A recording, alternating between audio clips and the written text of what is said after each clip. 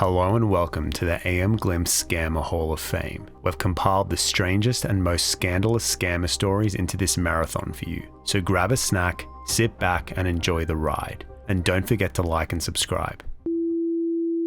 Nobody at Dickson City Hall noticed that $54 million was being funneled out of the town's bank accounts over the course of 20 years.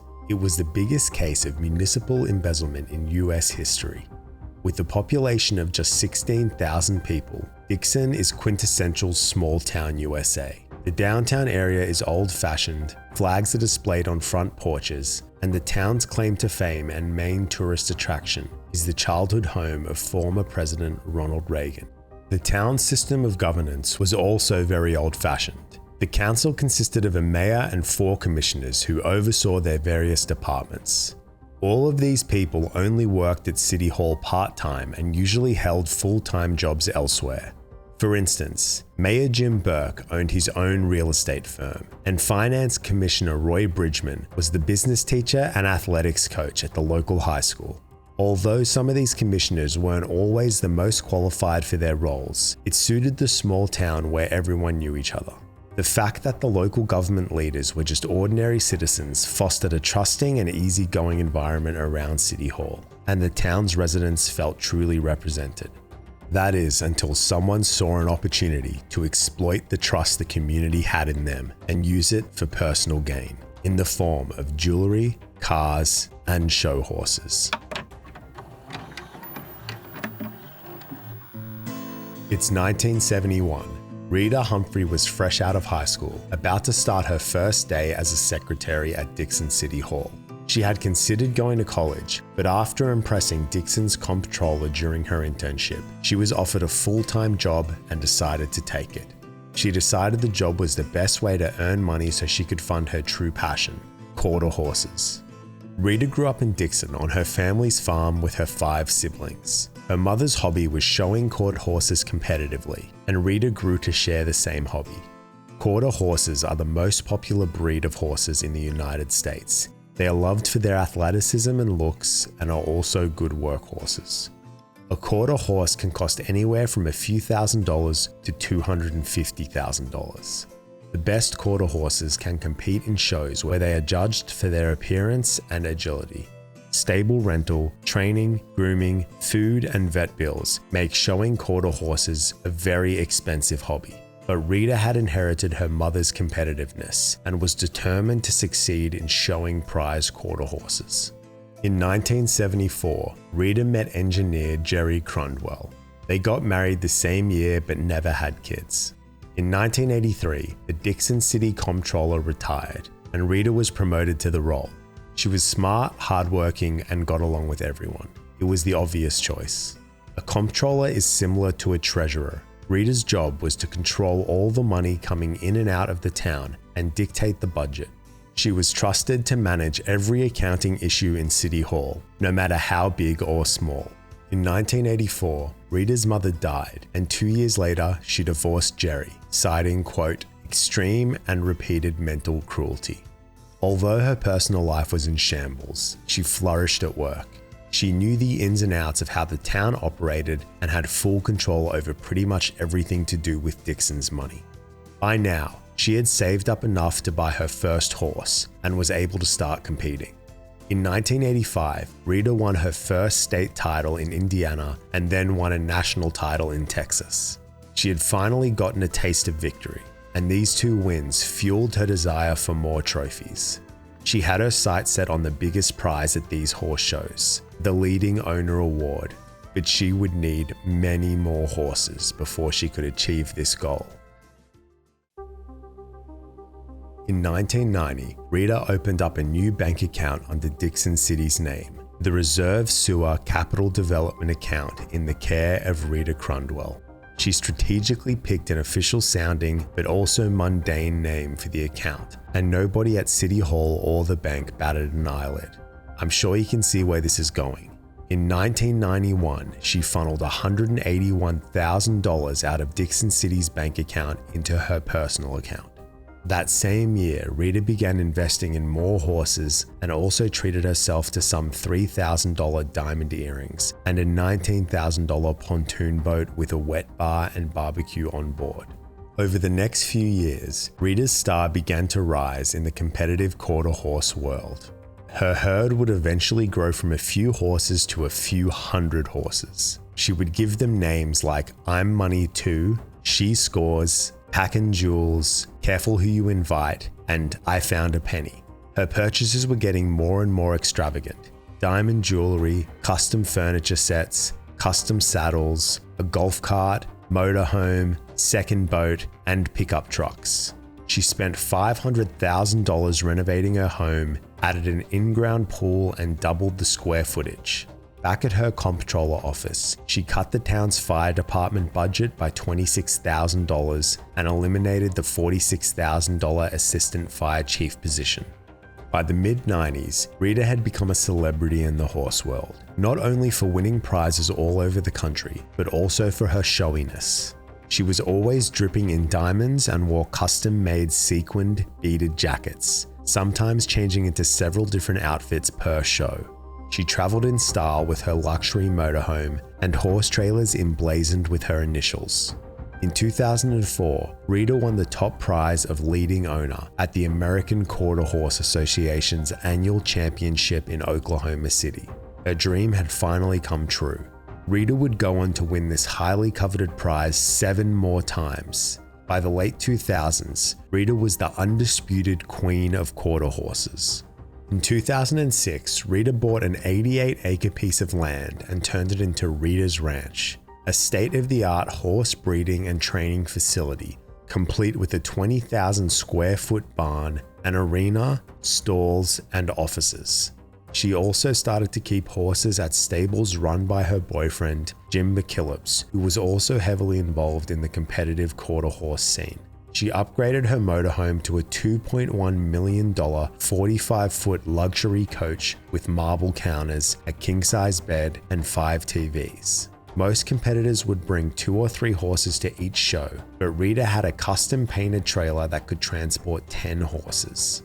Many competitors would set up a small stand to showcase their products and awards, but Rita and her entourage set up a replica log cabin as an entrance to her personal exhibit, where she displayed her many, many trophies. Out the front of her stand was a fully stocked bar and a bartender serving free cocktails. However, back in Dixon, Rita would keep a low profile. She showed up to work in modest office attire and never wore her expensive jewelry. People knew she was well off, as her huge house and hundreds of horses on her ranch were hard to miss. But most Dixon residents assumed she was making substantial money from selling horses and stud fees, as well as earning prize money at quarter horse shows. Rumors also flew around town about an inheritance from a mega-rich dead ex-boyfriend, or that maybe she had played the stock market well. At the end of the day, nobody wanted to pry. It was impolite, and plus, Rita threw really fun pool parties at her house. By the end of 2006, Rita had stolen $26 million from Dixon City. Meanwhile, the town was suffering financially. Improvements to traffic infrastructure were cancelled, the building of wheelchair ramps was abandoned, and emergency service vehicles were not able to be upgraded. The town's footpaths were crumbling, potholes made some roads nearly unusable, and a huge sinkhole opened up as a result of neglected pipe maintenance. In April 2009, a particularly bleak budget meeting was underway in Dixon City Hall. The town was over $1 million in debt. Roy Bridgman, the finance commissioner and Rita's former high school teacher, delivered the news that there would inevitably be layoffs and cuts to city services. Rita blamed the deficit on the economic downturn and the state of Illinois' delays in making payments. Cuts were made from every department, including $40,000 from the town's emergency vehicle fund. In September that same year, Rita purchased a $200,000 home in Florida, renovated it, and ordered custom furniture, bought a horse trailer for $250,000, a $30,000 Ford Thunderbird, a $57,000 Chevy Silverado pickup truck, and a $225,000 horse that she named the Zazzy Lady. By day, she was the mild-mannered small-town comptroller, and by night, she was living it up, throwing lavish parties in Florida, dressed in bedazzled outfits that cost thousands of dollars. The global financial crisis had provided a convenient excuse as to why Dixon City was struggling to find money, and Rita ended up embezzling almost $6 million in 2008 and then another $5 million in 2009. During Rita's tenure as comptroller, 5 city councils, 3 mayors, and 3 financial commissioners came and went. She was extremely diligent with her comptroller work and would deliberately cook the numbers in such a convoluted way that no one else could really make any sense of it. She made herself the only one who truly understood the town's finances and, as a result, indispensable to Dixon City Hall. By the time she was caught, Rita had stolen almost $54 million from the town over the course of 20 years, averaging out to about $3,300 per Dixon resident. It's now 2011. Kathy Swanson, the city clerk of Dixon, was looking for some bank statements to create reports. Kathy had been at City Hall since 1991 and worked closely with Rita Crundwell for the last 20 years. In recent years, Rita had been taking quite a lot of time off work to attend her horse shows, and she would have Kathy cover for her. In 2011, Rita had taken an additional 12 weeks of leave on top of her 4 weeks of annual leave. But it wasn't an issue, as Rita took the time off without pay and also traveled with her laptop, so she was always on call. On this particular day, Rita was out of town at a horse show, and Kathy was unusually busy. During the time Kathy had worked at City Hall, there were 2 things Rita was adamant about. No one was to open her mail, and any questions about bank accounts were to be directed to her. However, Kathy didn't have time to wait for Rita to get back to her about the bank statements, so she decided to call the bank herself and request all the statements. As she examined the statements, she was surprised to see an account she had never heard of before. It was the Reserve Sewer Capital Development account in the care of Rita Crundwell. Kathy's eyes widened in shock as she saw large deposits of hundreds of thousands of dollars going into Rita's personal bank account. Kathy didn't know what to do. She wanted to give Rita, her colleague and friend of 20 years, the benefit of the doubt, so she hid the statement in her car for 3 days before she eventually told Mayor Jim Burke. Jim had also known Rita since she was a child. His real estate business used to sponsor her baseball team. At first glance, the mayor guessed that Rita was using the secret bank account to hide the money she made from her horse business from the tax office. But when he saw that she had funneled almost $1 million into her personal account that month alone, he had no choice but to alert the FBI. The FBI instructed Kathy Swanson and Jim Burke to keep quiet so they could investigate and put together an airtight case. For 6 months, Kathy and Jim had to pretend that everything was normal and made friendly small talk with Rita, all while knowing the truth. Kathy would come into work early to secretly make copies of various documents requested by the FBI. Rita was extremely organized and a meticulous record keeper, so Kathy had to be very careful about putting documents back exactly where she had found them. On the morning of April 17, 2012, Jim pulled Kathy aside to let her know that today would be the last day they had to keep their secret. He called Rita into his office under the pretense of having a question about some day-to-day matter. When Rita stepped inside the office, 3 FBI agents were waiting for her. Lead agent Patrick Gary displayed his badge and said, "We'd like to ask you some questions." At first, Rita maintained a calm demeanor and a smile, but when she was confronted with a question about the stolen money, she dropped the act and came clean. 15 more federal agents entered City Hall to seize evidence. Rita was questioned for an hour and a half inside the mayor's office. She cooperated and confessed to stealing just $10 million. She was arrested and taken to Rockford Police Station about an hour away, where she decided to plead not guilty. The search operation spanned across Rita's multiple properties in Dixon and Florida, as well as 22 farms over 13 states where she kept her 400 horses. Hidden in the basement crawl space of her main home in Dixon, investigators discovered boxes of records of every single illegal transaction Rita had ever made. She had always been a meticulous record keeper, and now it would be her undoing. So how did Rita pull all this off? Her scheme was surprisingly simple. She would first transfer money out of the Illinois Fund, an investment account open to all Illinois municipalities. Towns deposit their income from taxes, fees, federal grants, etc. into this fund to earn interest while they wait to spend it. Rita would then make withdrawals from the Illinois Fund and deposit money into the 6 legitimate Dickson City accounts. So far, nothing unusual. After moving money around the city's accounts, she would then create fake invoices for non-existent projects and write out the checks to pay for them, depositing the money into her secret sewer account. She would then transfer money from her secret account into her personal bank account. She did this process 179 times. She got away with it for 20 years because she knew nobody else at City Hall understood how the finances worked as well as her, and nobody would ever try to track the money. Her boss, Roy Bridgman, the finance commissioner who had known Rita since she was a child, worked part-time on a low wage and never suspected that Rita was up to anything shady. Government accounting regulations and reporting requirements were also much more relaxed in the 80s and 90s.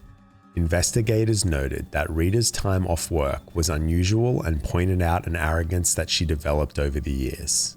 Usually, fraudsters and embezzlers want to be as present as possible in order to control the situation and avoid detection. But in 2011 alone, Rita took 16 weeks off to compete in her horse shows, leaving her money trail at the office where anyone could find it if they looked hard enough. That was how much she knew everyone trusted her. Then there were the auditors. Clifton Gunderson, now Clifton Larson Allen, was under a retainer with Dickson City. Clifton's services were sought out nearly every day by the city for opinions and reviews of their financial matters. Yet no auditor had ever realized that Rita Crundwell had created 179 fake invoices. Some of them even had spelling mistakes and were missing information typically found on an invoice.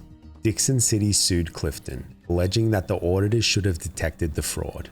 In the deposition, Clifton admitted that they knew about the sewer account but never investigated it. It then came out that 2 senior auditors from the Clifton-Dickson office both also worked on Rita's personal and business taxes for many years, meaning the auditors were aware of both Dickson City's budget deficit as well as Rita Crundwell's exorbitant spending habit. Rita was so close with the auditors that she even played on Clifton-Dickson's softball team. Did the auditors simply fail to connect the dots, or was there something more going on? The lawsuit never went to trial. Dickson City settled with Clifton for $35 million, and Fifth Third Bank, where Rita had opened her secret account, for nearly $4 million. September 2012. It was 5 months after Rita's arrest. News had spread quickly around the town about Rita's multi-million-dollar embezzlement scheme, and Dickson residents were shocked and understandably furious. Rita had been released on a bond of just $4,500, as she was not deemed to be a flight risk. Plus, she was cooperating with the investigation. US Marshals were liquidating Rita's assets and auctioning off her 5 properties, 400 horses, dozens of cowboy hats, $250,000 worth of jewelry, and dozens of cars. 2,000 equestrian enthusiasts and curious Dickson residents descended upon Rita's ranch to get themselves discounts on horse products or to see where their tax dollars had gone over the years. Even those who had been in the quarter horse scene their whole lives were awestruck by Rita's herd of horses and the sheer amount of stuff she owned. Usually the government would wait for a guilty plea or conviction before auctioning off assets. But in this case, living, breathing, expensive animals were involved. They would recoup as much money as they could, and if they could prove Rita was guilty, then the money would be returned to Dickson. The first horse to be auctioned off was Rita's prize championship horse, Good I Will Be, which fetched $750,000. 95 tubes of his frozen semen were then auctioned off for a total of $98,500. Most of Rita's other horses were auctioned off for far less than what she had paid for them, and her other valuable belongings were all sold at discount prices. The auction brought in a total of $10 million.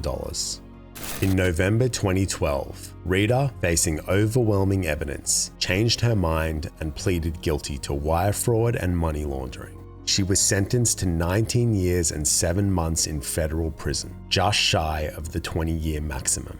She was also ordered to pay a restitution of almost $54 million and an additional forfeiture of the same amount.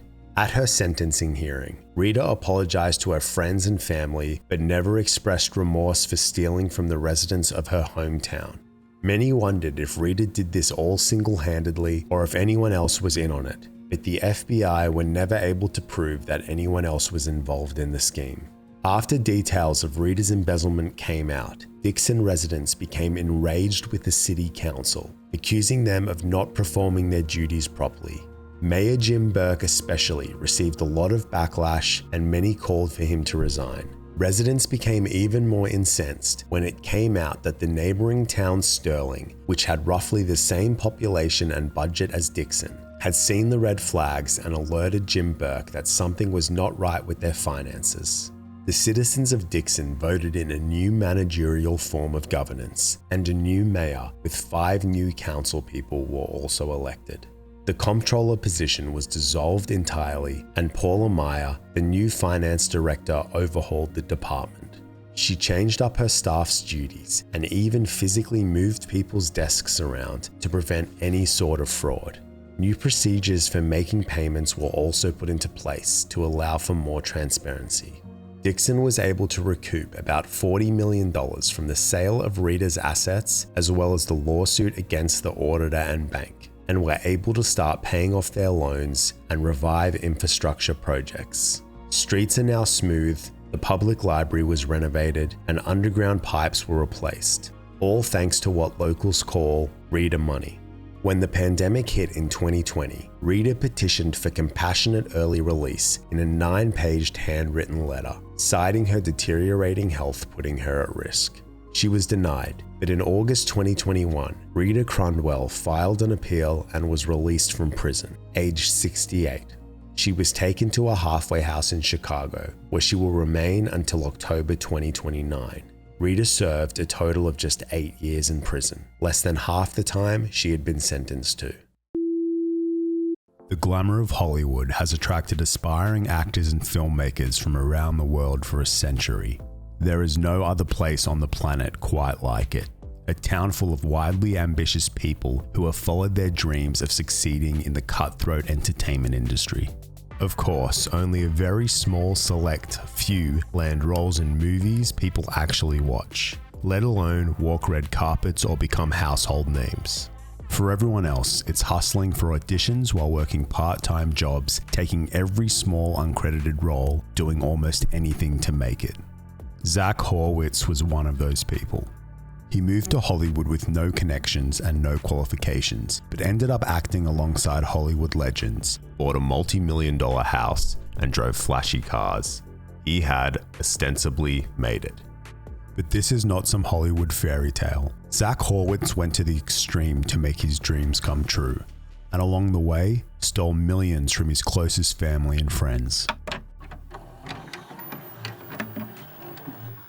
In 2011, Zach Horwitz and his girlfriend Mallory Hagedorn had just graduated from Indiana University. Zach had a dream of opening up a juice bar, and he convinced Mallory to move to Chicago with him so they could open up Fuel, a health-focused juice and smoothie bar.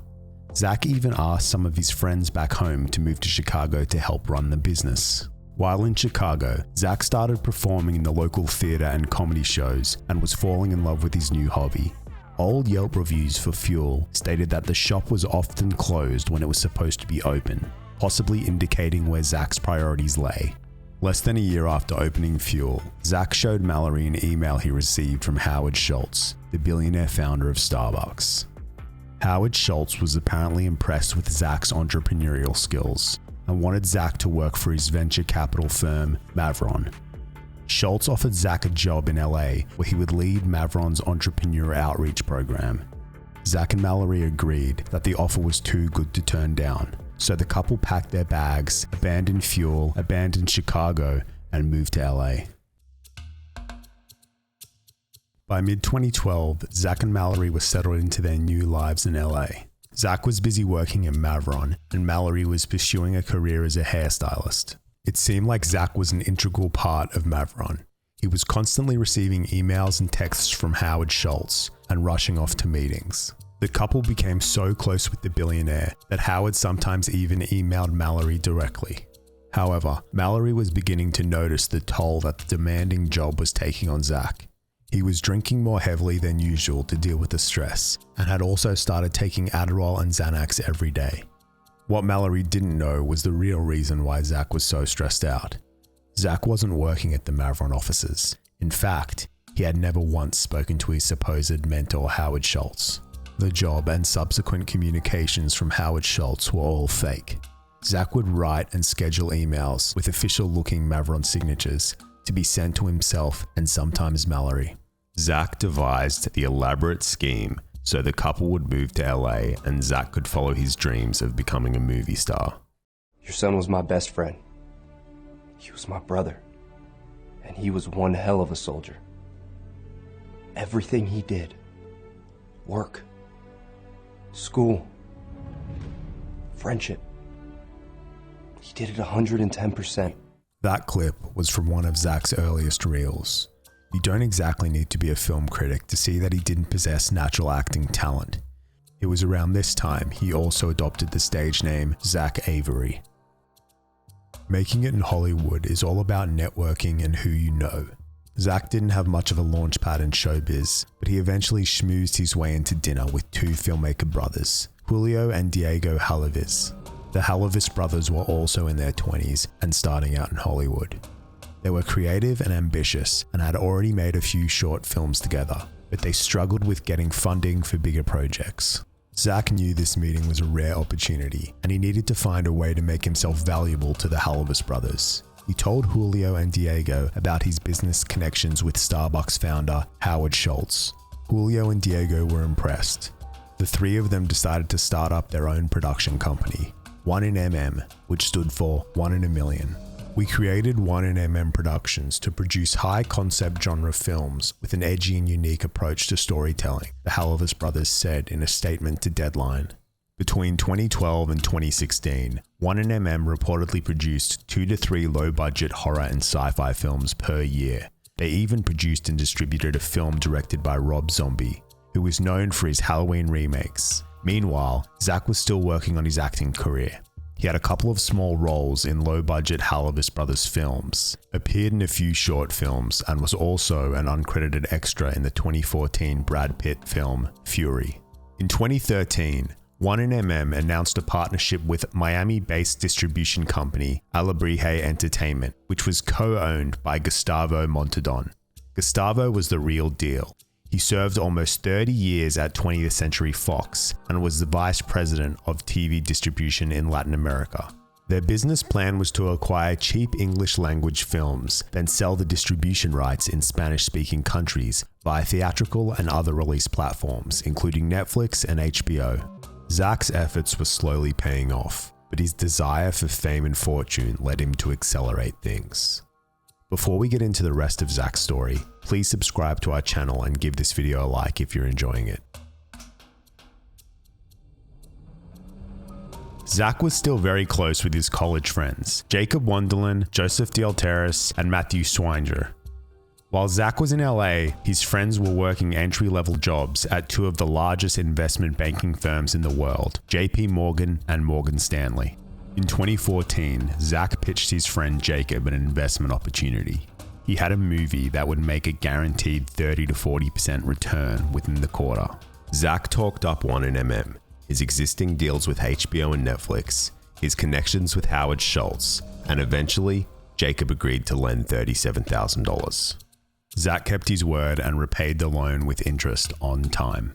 Zach's other friends, Joseph and Matthew, were now interested in 1in. Although they had careers in investment banking, Zach's friends didn't know much about the movie business.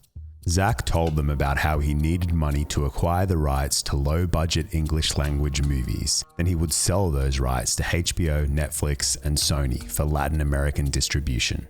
Again, Zach told them it was a sure thing and even showed them a 20-page license agreement signed by a Netflix executive. It was actually completely fake. These were Zach's closest friends. They attended each other's weddings and trusted Zach. Jacob, Joseph, and Matthew got their family, friends, and associates to join them in lending $1 million to 1MM to buy the rights to 7 movies supposedly licensed to HBO and Sony. These loans were all promptly repaid. In October 2014, Zach and Mallory tied the knot at the Four Seasons Hotel in Beverly Hills. It was a lavish wedding ceremony. Zach now had a taste for the high life.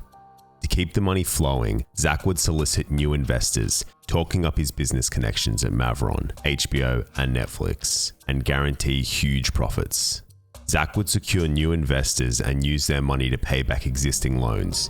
In short, Zach was running a Ponzi scheme. In mid-2015, Zach sent his college buddies an annual report touting 1MM had acquired and distributed 49 films, quote, without incurring a single loss in the process. Jacob, Joseph, Matthew, and another banker friend, Tyler Crookston, decided to seize this opportunity and founded JJMT Capital in Chicago. Jacob and Joseph quit their jobs to focus on finding more investors for 1MM, promising them the same improbable returns that Zach had been promising. Over the next 5 years, JJMT Capital would funnel $490 million in loans to Zach. The money came from a wide downline of business associates, as well as dozens of friends and family members. Many of these investors were just ordinary people with little to no experience in investing, who were drawn in by the allure of making guaranteed returns in the glamorous film industry. Some of these friends and family members had trusted Zach and JJMT with their life savings.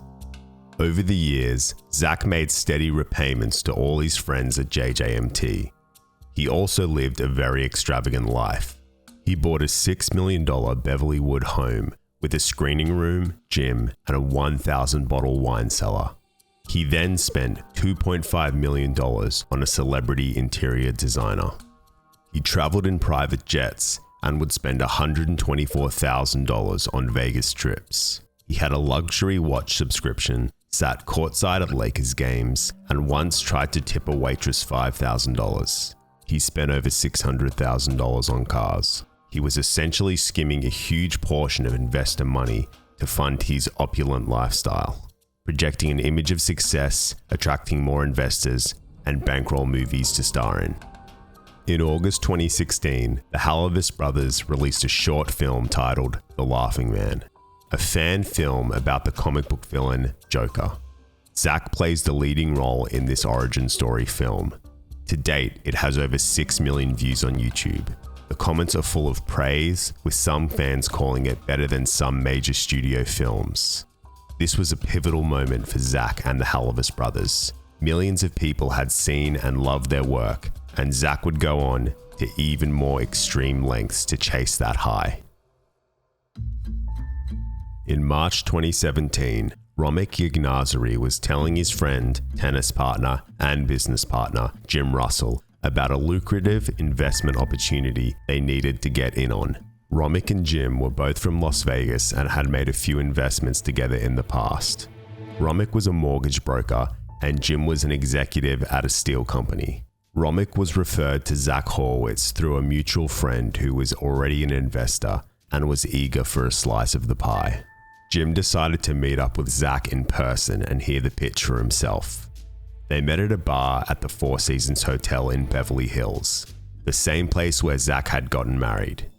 Zach charmed Jim and explained how he would use Jim's money to buy the rights to cheap movies, then sell them onto HBO for distribution in Latin America. He'd pay Jim back in 6 months with a 15% profit. Jim was an experienced businessman and felt this seemed too good to be true. What would happen if HBO declined the rights to buy a film, he asked. HBO has never backed out, Zach replied. Jim went back to his business partner Romek and expressed his skepticism. But Romek assured Jim that he had seen the contracts with HBO, plus he had friends who were making money. Jim wanted to see the details of 1MM's financials, but Zach had refused. Romick believed that Zach's refusal to send financials was proof that 1MM was not desperately in need of money. Romick showed Jim the emails he'd been sending directly with HBO. This seemed to ease Jim's concerns a bit.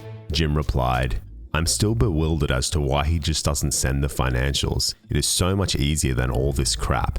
Red flag."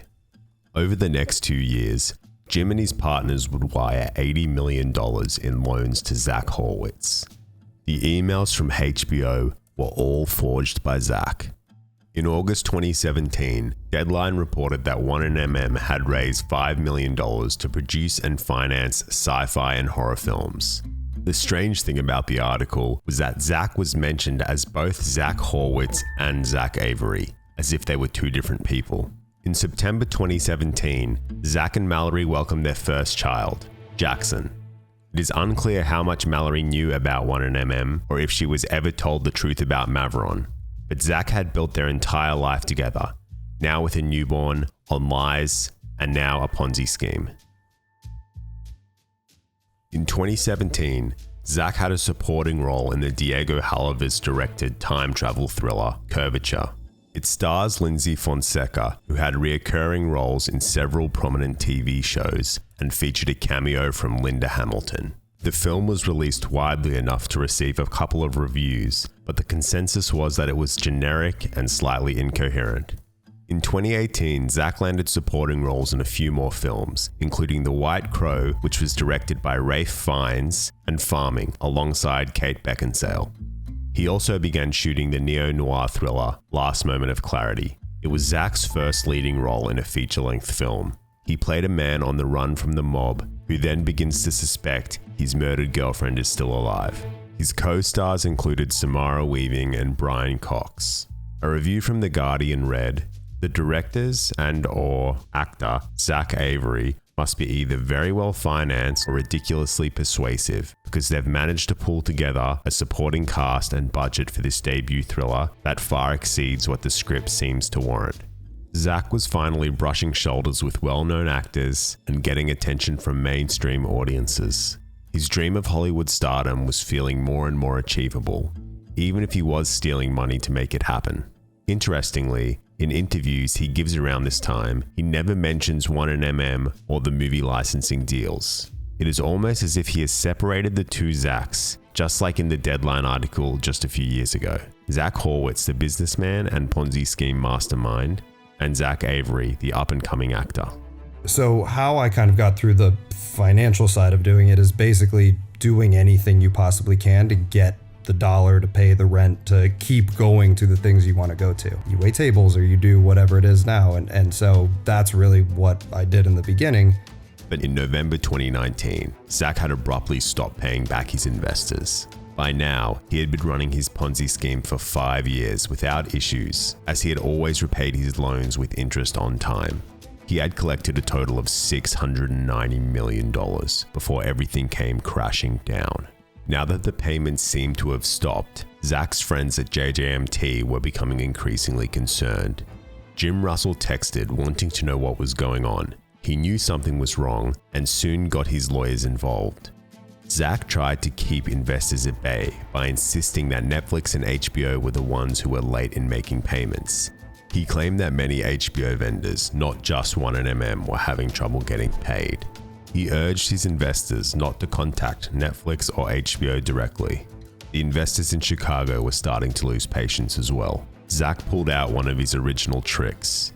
He impersonated Netflix executives, wrote and scheduled an email to himself, and composed a lengthy back and forth regarding the late payments. He showed these forged emails to his investors to prove the issue was not on his end.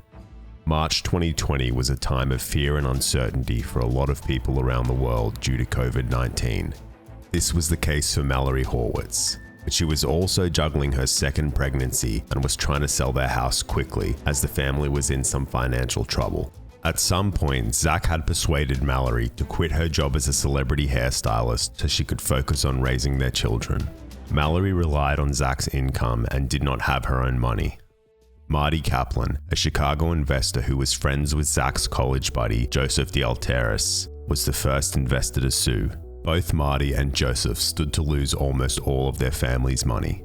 The Kaplan family's lawyer subpoenaed Netflix in December 2020 for records on its payments to 1MM or distribution rights of 20 films.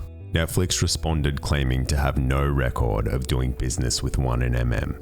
The Kaplan's lawyer urged for a more thorough search to be conducted and attached a license agreement between Netflix and 1MM, then also forwarded the email chain between Zach Horwitz and a Netflix executive. The fraudulent contracts and emails sounded alarms at Netflix. A real lawyer from Netflix wrote back demanding to know where all the documentation had come from. Zach's investors were beginning to piece together what was going on. A few weeks later, Netflix sent a cease and desist letter to Zach. The US Securities and Exchange Commission, the SEC, was notified about what appeared to be a Ponzi scheme. The SEC obtained a warrant to search through Zach's personal financial records and those of 1MM. We don't know how Zach was feeling on the inside, but he seemed undeterred on the outside. It was March 2021. Zach's 3 original victims, Jacob Wunderlin, Joseph D'Alteres, and Matthew Swinger, reported him to the FBI. Zach emailed his friends in annoyance, saying that he was complying, but the accusations were causing, quote, massive issues for 1MM and myself personally. On April 6, 2021, the FBI raided the Horwitz's $6 million Beverlywood home. Zach Horwitz, now aged 34, was arrested for securities, mail and wire fraud, aggravated identity theft, and money laundering. Mallory filed for a divorce on the same day. Julio and Diego Halavis have denied participating in the Ponzi scheme.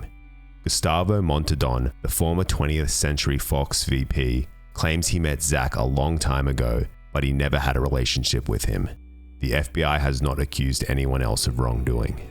The SEC seized Zach's assets. He had just over $3,000 in his personal bank account. The 1MM accounts were all almost empty. Zach was released on $1 million bond. On February 14, 2022, Zach was sentenced to 20 years in federal prison. He was ordered to pay over $230 million in restitution, but the judge acknowledged it was unlikely he would ever get paid. He had scammed over 250 investors, including some of his closest friends and their families. At the sentencing, victims spoke about how multiple generations of families lost all their money. Some have had to file for bankruptcy and now survive on food stamps and unemployment. Zach sobbed and pleaded with the judge to be allowed to see his toddler sons grow up. He is currently serving his sentence at the Federal Correction Institute, Terminal Island, which is a low-security prison in Los Angeles. His 2 sons will both be in their 20s by the time he is released. For 2 years, Amber Morey had nightmares about a young woman named Stacy. In 2017, Amber's dreams came true when she was chosen to adopt Stacy's baby. Tara Lyn Lee, who owned Always Hope Pregnancy Center, facilitated the adoption, but it had not been a smooth process. Tara did not allow communication between the 2 women and withheld a lot of details about Stacy and the baby. Amber never saw a single photo or scan and was severely anxious that Stacy would change her mind about placing her baby for adoption. But Tara assured her everything would be fine. Amber flew from Arizona to Michigan for Stacy's birth. Days passed with no word from Stacy, even after her due date. Amber confided in Tara that she had thought about searching dumpsters in Detroit in case the baby had been abandoned, but Tara didn't seem worried. Eventually, Tara told Amber that Stacy had probably decided to keep the baby. Amber returned home and stood in the empty nursery she had worked so hard on, without a baby. For 2 years, Amber would continue to wonder and worry about Stacy and her child, until the truth finally came out.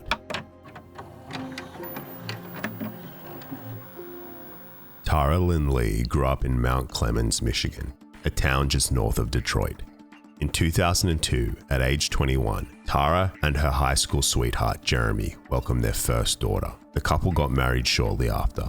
In 2005, Tara was arrested for writing a series of bad checks to local jewelry stores and Costco's. She pleaded guilty and was ordered to repay $22,000 to 17 different businesses. Later that year, She wrote a bad check for a snowmobile and pleaded guilty again. She also had another daughter that year, then gave birth to her son in 2007.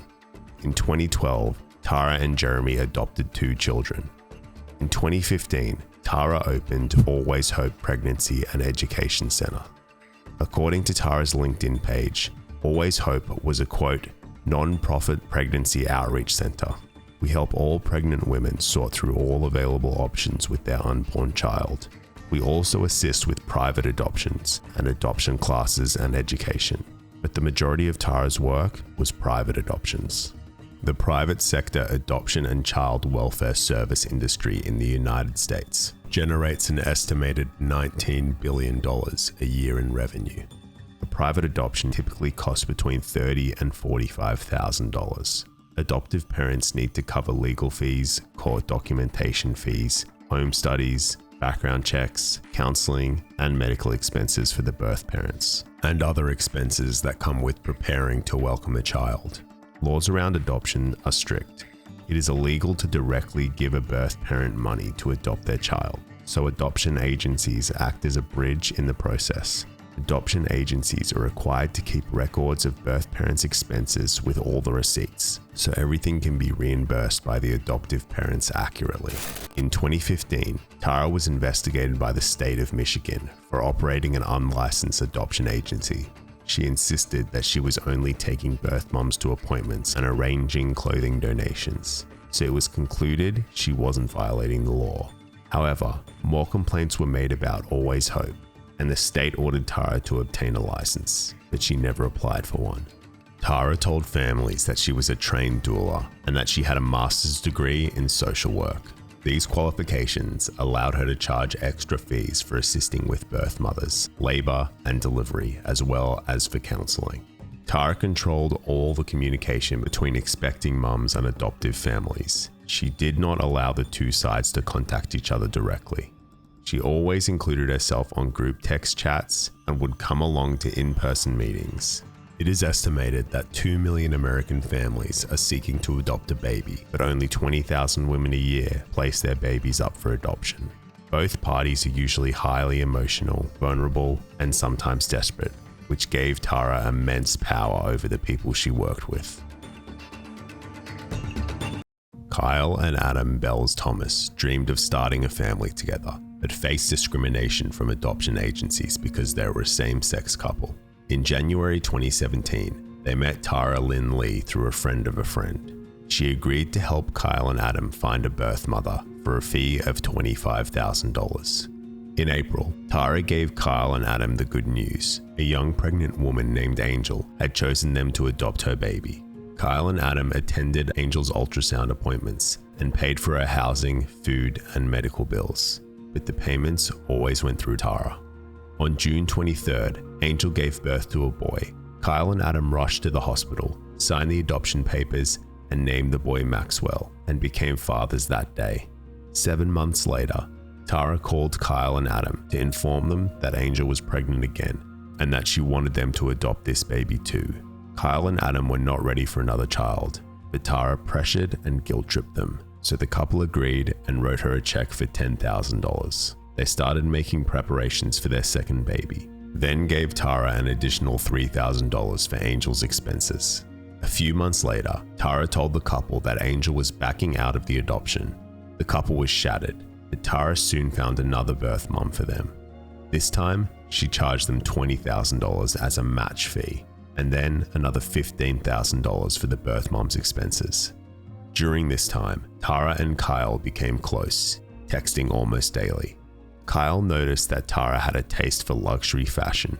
She always wore expensive jewelry and carried designer bags that were not often seen in their town.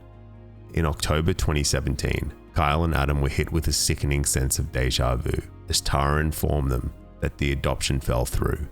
However, she soon found them another match and asked them for a further $5,000. Kyle and Adam sent over the money before Tara stopped returning their calls and messages. Kyle went against the rules and decided to contact the birth parents directly to find out what was going on. The birth parents were very confused and explained they had already chosen a different family to adopt their baby. Courtney and Curtis Edmond of Denver, Colorado, had 4 biological children, but wanted to keep growing their family. Courtney's pregnancies had all been difficult, and it would be too dangerous for her to fall pregnant again, so the couple began to look into adoption. In 2017, Courtney found Always Hope through Facebook. She took an immediate liking to Tara. Tara was charismatic, personable, and a little rough around the edges, which contrasted the somewhat clinical approach other adoption agencies had. Tara was an adoptive mother herself, which made her very relatable. Courtney and Curtis were overjoyed when Tara told them the birth mother had chosen them to adopt her baby. They weren't allowed to contact each other, but Courtney did find the birth mum on Facebook and grew concerned when she saw her posts. The birth mum was posting photos of baby clothes and other products, which led Courtney to believe she wasn't planning to give up the baby. Courtney raised her concerns to Tara and considered pulling out of the adoption, but Tara would get extremely angry and pressured her to go through with it. During this time, Tara was asking Courtney to send money almost daily to cover the birth parents' expenses. In November, the Edmonds flew to Michigan for the birth of the baby. They got to meet the birth mum, hold the baby, and take photos. They called their family with the exciting news. That very night, Tara told the Edmonds that the birth mum had changed her mind. Courtney was completely distraught and wanted to go straight home, but Tara convinced her to stay in case the birth mum had another change of heart. Curtis flew home, and Courtney ended up staying at Tara's home for 10 days. Courtney described those 10 days to Opportunist Podcast as falling under the quote, Tara trance. She became close friends with Tara and even began working for her. Tara asked her to call other families who went through failed adoptions to console them and share her own experience. Courtney also drove Tara around and witnessed firsthand Tara's shopping habits. Sales assistants at high-end jewelry stores all knew Tara by name, and she would buy Louis Vuitton bags without checking the price tags. In December, Courtney got matched with another birth mother, Shakira. This time, Courtney decided to go against Tara's rule and communicate with the birth mum directly. She was horrified to learn that the thousands of dollars she was paying to Tara had not reached Shakira. Courtney wanted to help furnish Shakira's apartment and make sure she had all the necessities, but Shakira sent photos of a bare home with a mattress on the floor. She had no kitchen appliances and was storing her food in the snow outside. Shakira also revealed that she was absolutely terrified of Tara. Courtney had been growing suspicious of Tara, but the truth was still shocking. Tara had always emphasized how much she loved and cared for the birth mothers she worked with. Tara painted herself as a selfless savior who had dedicated her life to helping vulnerable women. But the truth was, Tara was taking advantage of these women. Courtney started sharing her concerns about Tara and Always Hope on Facebook, where she met Julie Falkenberry. Julie had suffered 4 miscarriages and a stillbirth, so she and her husband Jake decided to look into adoption. She came across Always Hope in 2016 and was impressed by Tara Lyn Lee's qualifications and how much she cared about the birth mothers. Julie felt a further connection when Tara confided that she had suffered 2 stillbirths herself. The Falkenberrys took out a loan against their home, dipped into their savings, and held a church fundraiser for the $20,000 adoption fee. After the payment was made, it suddenly became much harder to get in contact with Tara for updates. The only time Tara would get in touch was to ask for money. Julie was not allowed to directly contact the birth mother, who was supposedly a drug addict and sex worker. But in October 2017, a few days before the due date, Tara called with an update. The doctors had discovered a genetic abnormality that caused the baby to be very underdeveloped. 2 days later, Tara called again with the news that the baby was born but only lived for 45 minutes. In the months that passed, Julie's grief and devastation turned into suspicion and anger. She went on Facebook to discover many others who had similar tragic experiences with Tara. There had been some legitimate successful adoptions, so Tara would often make adoptive families give their testimonies in promotional videos, which she posted across social media.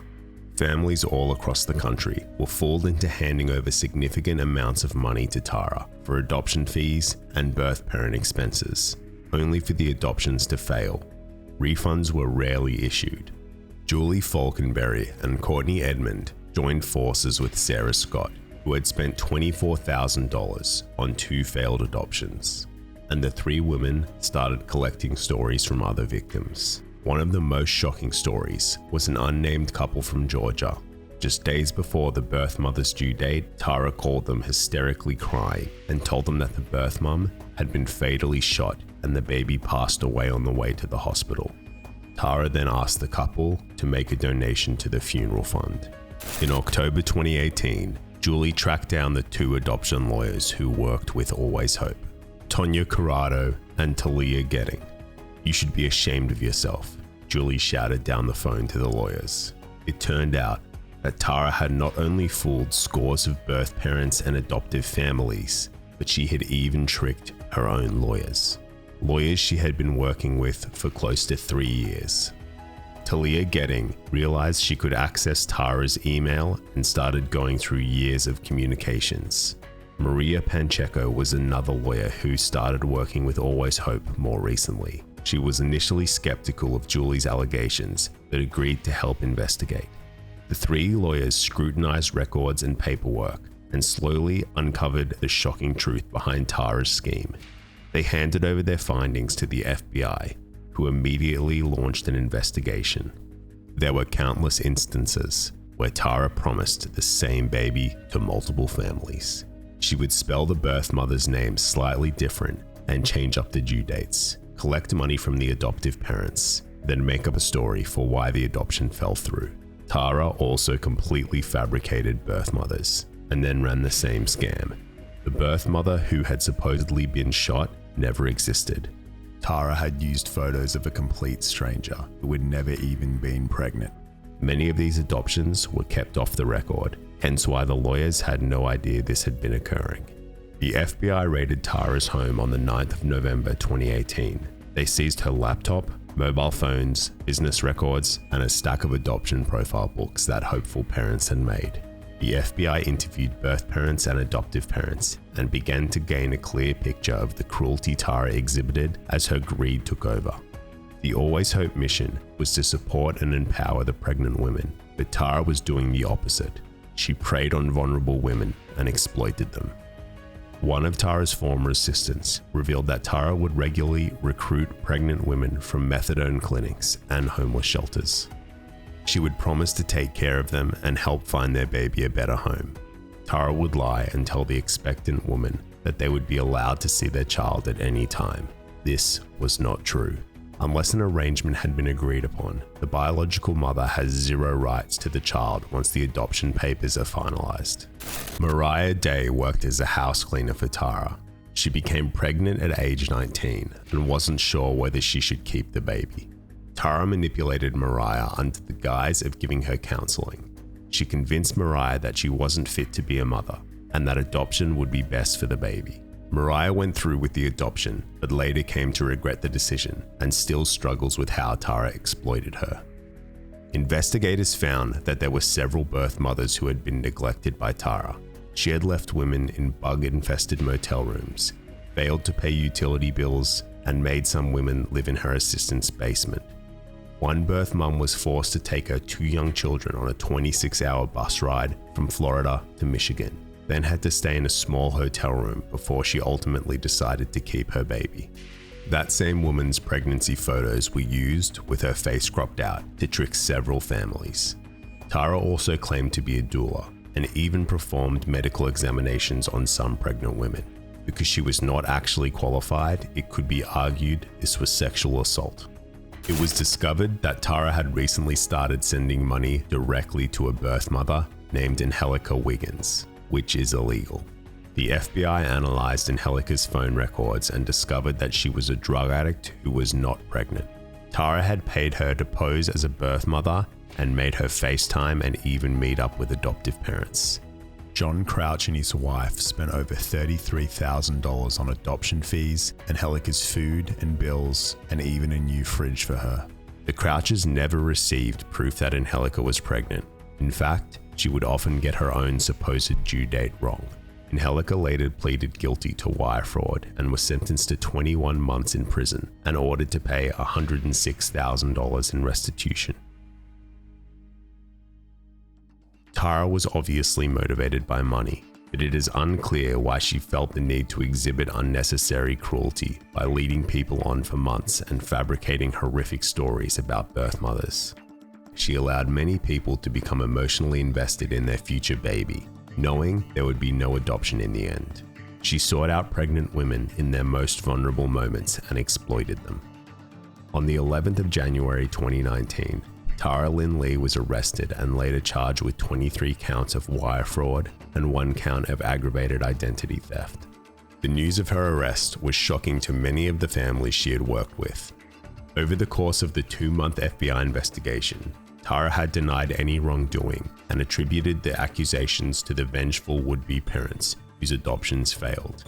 She even rang couples she scammed for emotional support. Over the course of about 4 years, Tara had made $2.1 million through Always Hope. She had defrauded 160 people and facilitated only 24 successful adoptions. She had also organized various fundraisers over the years and appealed for gifts and donations, but victims believe she collected all the proceeds for herself. Investigators had discovered close to $400,000 worth of designer handbags, jewelry, shoes, and other accessories in Tara's home. She had spent $45,000 on a kitchen renovation, $26,000 on a holiday, and $13,000 on boats. Tara also did not hold a master's degree in social work. The framed diploma that she displayed was a forgery. In February, Tara was released on a $10,000 bond, with strict orders not to use any electronic devices or attempt to communicate with any of the birth or adoptive parents. She was also prohibited from doing any work related to adoption, pregnancy, or counseling. However, local news network WXYZ's cameras caught Tara using her mobile phone, and she was arrested again. In August 2019, 38-year-old Tara pleaded guilty to 2 counts of wire fraud and admitted to making up fake birth mothers and matching multiple adoptive families with the same birth mother. At the sentencing hearing, Judge Bernard Friedman allowed the victims in attendance to take their time addressing the court. 15 people spoke and the hearing lasted nearly 5 hours. The victims described the immense heartbreak inflicted by Tara and also made passionate calls to reform the adoption system. Amber Morey, the woman who had nightmares over the disappearance of birth mother Stacy, asked Tara directly, "Did Stacy even exist?" Tara paused before she replied, "In my heart she did."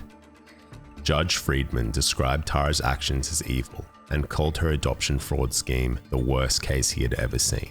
He went on to say that she had ruined people's lives for generations and that she deserved a life sentence, but he couldn't give her one. Lyn Lee was sentenced to 10 years in prison and $1 million in restitution. She was also ordered to read out loud 40 victim impact statements word for word with no mistakes, and to record it from her prison in Alabama. In March 2021, the probation department noticed she had overlooked some portions of the statements and made her re-record them all. In 2001, Julia Roberts won an Academy Award for portraying Erin Brockovich, a real-life legal clerk turned whistleblower against major utility company Pacific Gas and Electric for the groundwater contamination in the town of Hinckley, California. The real-life lawsuit was settled in 1996 for $333 million, the largest settlement ever paid in a direct action lawsuit in US history at that time. One of the lawyers who was involved in winning the settlement was Thomas Vincent Girardi. He was even credited as an advisor on the film. He was already famous in legal circles, but the historic settlement and subsequent movie catapulted him to rock star status. The publicity landed him more cases, more wins, and ultimately, more power. And with his much younger pop star wife by his side, Tom Girardi ruled Los Angeles. He was untouchable, or so he thought. Tom Girardi began his career as a personal injury lawyer in the 1960s, working on small cases like dog bites and slip and falls. But in 1970, he made history when he became the first attorney in California to win a medical malpractice judgment over $1 million. He crafted a David vs. Goliath brand for himself. He represented everyday people and went up against some of the biggest corporations in the country. His firm, Girardi, operated on what's known as contingency cases. Essentially, their clients don't pay them at all. They would just collect 25 to 40% of the money they won in the lawsuit. They worked on many high-profile and historic cases. In the 80s, Girardi represented 624 Lockheed aircraft workers and sued several major chemical companies for knowingly exposing the workers to hazardous materials, causing them to get cancer and other illnesses. The many trials culminated in a 1998 verdict of almost $800 million. In 2007, Tom represented over 800 cases against pharmaceutical giant Merck & Co. for medical complications related to the painkiller Vioxx, and secured a $4.85 billion settlement, one of the largest drug settlements ever. It would be the first of 3 judgments over $1 billion that he'd win in his career. 40% of $1 billion, by the way, is $400 million. And of course, the Oscar-winning Erin Brockovich movie became the best advertisement any law firm could hope for. Tom Girardi became one of the most respected lawyers in the United States. Companies would settle with him based on his reputation alone. He received a plethora of accolades and awards and was inducted into several legal associations' halls of fame. In 2018, the International Association of Top Professionals awarded him Lawyer of the Decade. In 2005, he became the first trial lawyer to be appointed to the California Judicial Council, the policymaking body of the state courts. He was a member of several prestigious legal organizations, had regular features in pretty much every legal magazine, and was constantly voted Top Attorney of the Year, Top 100 Lawyers in California, or Best Lawyers in America by various institutions multiple years in a row. In short, he was a massive deal in the legal world. He amassed a fortune worth hundreds of millions of dollars over the course of his 40-year career. Tom came to wield an incredible amount of power in LA too. He had many friends in high places. Judges, politicians, law enforcement, and other attorneys all wanted to curry favor with him. His holiday and Super Bowl parties were the hottest tickets in town and were attended by California's elite. He made a total of $7.5 million in political contributions over the years. He was close personal friends with quite a few American presidents and presidential candidates. You may be imagining him as some aggressive bulldog of a trial lawyer, but Tom was surprisingly the opposite. He was soft-spoken, always had a smile on his face, and came across as just some harmless old man. He marketed himself as a champion for the little guy, but the themes of this story are duplicity, alter egos, and performance. And Tom was anything but harmless.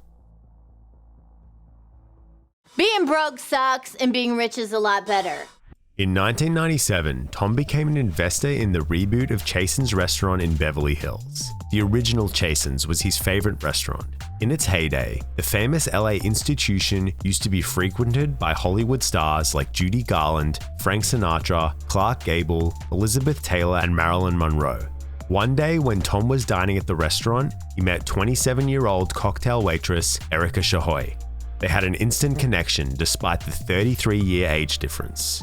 Over the next year, Tom wooed Erika and showered her with lavish gifts, including a pair of $800,000 diamond earrings.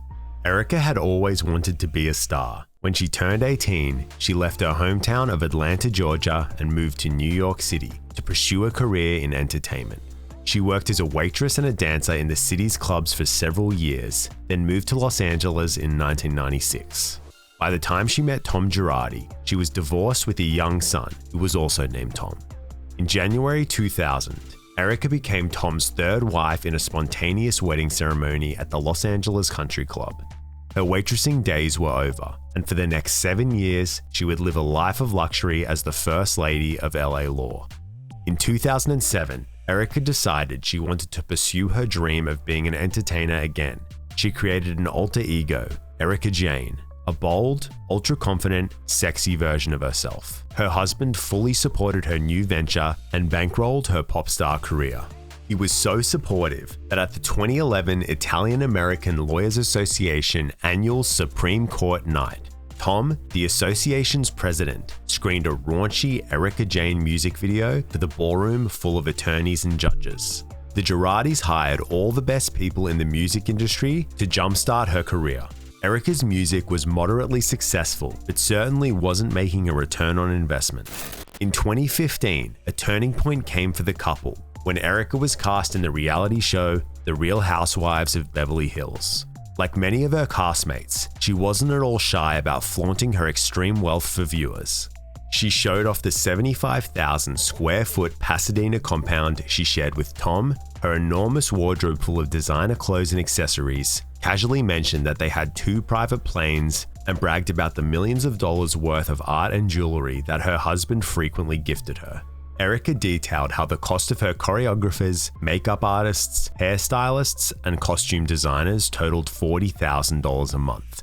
She was unbothered by accusations of being a gold digger, and during this time, released songs like How Many Fucks, Expensive, and Cars. All of them were about how rich she is. Tom made a few appearances on the show too. As always, he was charming and effortlessly commanded respect from the rest of the cast. In one scene, he and Erika are out having lunch when the LAPD chief of police, Charlie Beck, happens to show up and gives them both big hugs. Obviously, it was no coincidence. The scene was most likely staged to show how powerful and connected the Girardis were. Over the next few seasons of the show, Erika and Tom were both portrayed in a generally positive light. I would hazard a guess that the parent company of the Real Housewives franchise, NBC Universal, probably wanted to stay in Tom's good graces. And so he was shown as a highly intelligent, gentle, and supportive husband who generously funded Erika's glamorous lifestyle. But I think we all know that reality TV doesn't always reflect true reality. While Erika was becoming a fan favorite and basking in the newfound fame she had craved all her life, her husband was not only in major financial trouble, but he had also crossed a serious ethical line in order to keep up appearances. One key thing to know is that it is strictly off limits for a lawyer to ever touch a client's money. After legal fees are taken out, the funds from a trial or settlement are meant to go into the client's trust account, regulated by the state bar, and must stay separate from the lawyer's account. The lawyer is also expected to provide the client with a full, transparent accounting of all funds. Failure to do so usually results in disbarment and sometimes even prison time, for most lawyers at least. By early 2020, Tom Girardi had completely lost control of his law firm's finances, but he had done a very good job of keeping his problems out of news headlines. It all started in September 2010. 19-year-old Joseph Ruigomez and his girlfriend Jessica were spending the afternoon watching TV in their home in San Bruno, California. They heard a loud rumbling coming from the floor. Then suddenly, the entire house was swallowed by flames. There had been a leak in a gas pipe owned by Pacific Gas and Electric, the same company that was sued in the Erin Brockovich case, and the explosion destroyed several homes in the area. 90% of Joe's body was burned as well as his lungs. Jessica, along with 7 other neighbors, were killed. At the hospital, while Joe was in a coma, dozens of lawyers bombarded his mum, Kathy, wanting to represent them. However, Kathy's best friend, Kim Archie, was a paralegal and suggested they go with Tom Girardi and got them a meeting. When Joe eventually woke up from his coma, Tom promised him and his mum that he'd take care of everything on the legal side of things.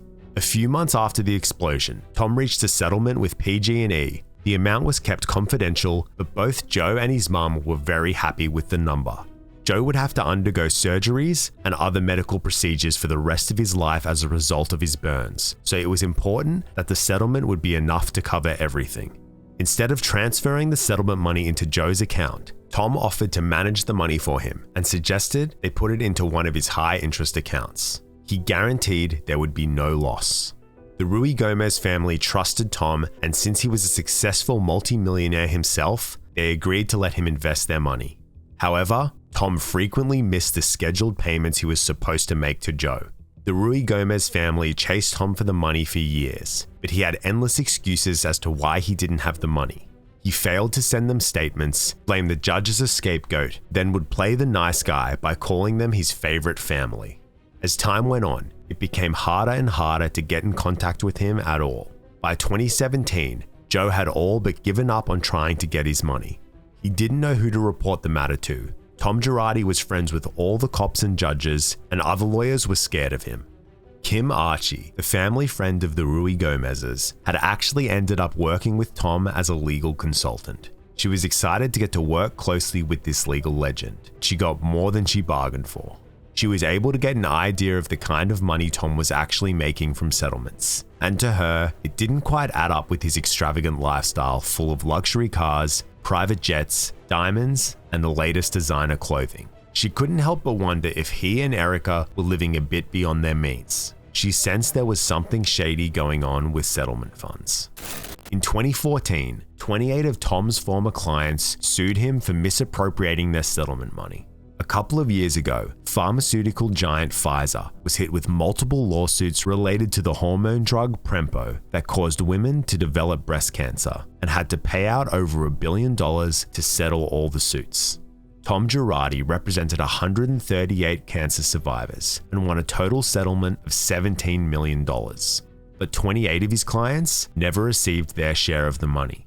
Tom was ordered by a federal magistrate to hand over bank records and other documents, but he refused these requests, claiming it was a breach of privacy.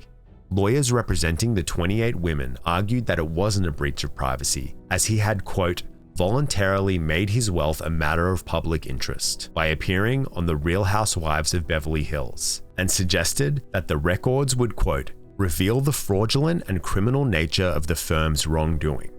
Tom was able to settle the case before it went to trial by secretly taking out 2 high-interest loans totaling $17 million from lenders that specialized in funding law firms. It wasn't the first time, nor would it be the last time, Tom would need to take out substantial loans. In fact, there was a long line of creditors demanding tens of millions of dollars from him. Lenders, third-party legal services, his own security guards, lawsuits filed against him, and even his first wife, who hadn't received an alimony payment in years. It just didn't make sense though. The Girardi Keese law firm was working on hundreds of big cases. Why was there no money? The firm was representing 8,000 plaintiffs in a lawsuit against California Gas Co. over the massive Aliso Canyon gas leak in 2015, and estimated they would win a $900 million settlement. In 2016, Tom wrote an affidavit to one of his lenders, American law firm Funding, that their fees for the year would total over $110 million. So where was all this money? One lender, Law Finance Group, discovered that Tom had transferred $20 million to EJ Global LLC, which was Erika's entertainment company. Tom was also using borrowed money to pay back other loans and to pay back client funds that he had allegedly misappropriated. The thing about Ponzi schemes, though, is they always collapse. On the 3rd of November 2020, the day of the US presidential election, Erika announced that she was filing for divorce, most likely hoping the news would be buried by the election coverage. Real Housewives fans immediately began to speculate. Was Tom broke? Was the divorce a way to protect their assets? Shortly after the divorce announcement, an attorney from Chicago named Jay Edelson sued Tom and Erika Girardi for stealing settlement funds that belonged to the family of victims of the 2018 Lion Air crash in Indonesia. It was a huge tragedy. All 189 people on board died after the Boeing 737 MAX crashed just 13 minutes after takeoff. Accident investigators determined that the aircraft design flaws, inadequate training, and poor maintenance were the cause of the crash. Loved ones of the deceased hired Girardi Keese to take on Boeing and were grateful that this big, powerful American firm was going to fight for them. Girardi Keese brought in Jay Edelson as their local counsel since Boeing was based in Chicago. They agreed to split the lawyer fees 50-50. In the end, Boeing agreed to settle for $2 million to each plaintiff and transferred the money to Girardi Keese. But of course, Jay Edelson and the 5 families of orphans and widows he was representing never received their money. At the end of 2020, Jay sued both Tom and Erika in Chicago federal court and straight up accused them of misappropriating the settlement money to fund their, quote, outrageous lifestyles in the glitz and glam world of Hollywood and Beverly Hills. The suit also claimed, quote, that the divorce is simply a sham attempt to fraudulently protect Tom and Erika's money from those that seek to collect on debts owed by Tom and his law firm. Although this was just one of many lawsuits that were filed against the Girardis, the heinousness of this story and timing of it all captured the public's attention, and the full extent of Tom's shady past gradually came to light. A key moment was in December 2020, when the LA Times published a long-form investigative piece about the Girardis. Written by journalists Matt Hamilton and Harriet Ryan, the article went into great detail about Tom's career, including the recent lawsuits against him and allegations of misconduct. It was revealed that in September, Tom was deposed in relation to the Joseph Ruigomez case. In the deposition, he admitted to having no cash or stocks left, but it concluded with Tom agreeing to pay the Ruigomez family $12 million. But, you guessed it, he didn't pay up. The LA Times also reported that Tom had been sued over 100 times in his 40-year career and had been accused of misconduct over 50 times. There were at least 14 instances of other attorneys or expert consultants alleging that they had never been paid. In 1998, Tom's second wife had hired a forensic accountant during their divorce and discovered an undisclosed $9 million payment he had made to himself out of a client trust account. Remember the big Lockheed lawsuit from the 90s? Several clients never received their share of the $800 million settlement and filed complaints to the California State Bar. Accounting records from that case revealed that hundreds of thousands of settlement dollars had been transferred out of client trust accounts to pay for things that had nothing to do with the lawsuit, including Tom's divorce attorney and one of his private jets. There were also payments made to individuals with names that seemed made up, such as Ernest K. Citizen and John Farmer. A judge threatened to order a full audit of Tom's law offices, so he quickly reached an undisclosed settlement with the former clients. Even Tom's claim to fame, the Erin Brockovich case, wasn't actually the epic heroic tale he had made it out to be. Plaintiffs in the real case, aka residents of the town of Hinckley, were not happy with how the story was represented in the movie. In real life, Tom Girardi had told his clients that taking the case to court would take years and convinced them to go down the private arbitration route to negotiate the settlement. Private arbitration is a for-profit business run by large firms. Retired judges get paid significantly more than in the public sector to work on these cases, and the entire industry is largely unregulated. The normal rules of open courts don't apply, and there are no laws that prevent hired private judges from accepting gifts from attorneys. Tom Girardi also had close ties with at least 3 of the private judges on the case. One of them even officiated his second wedding in 1993.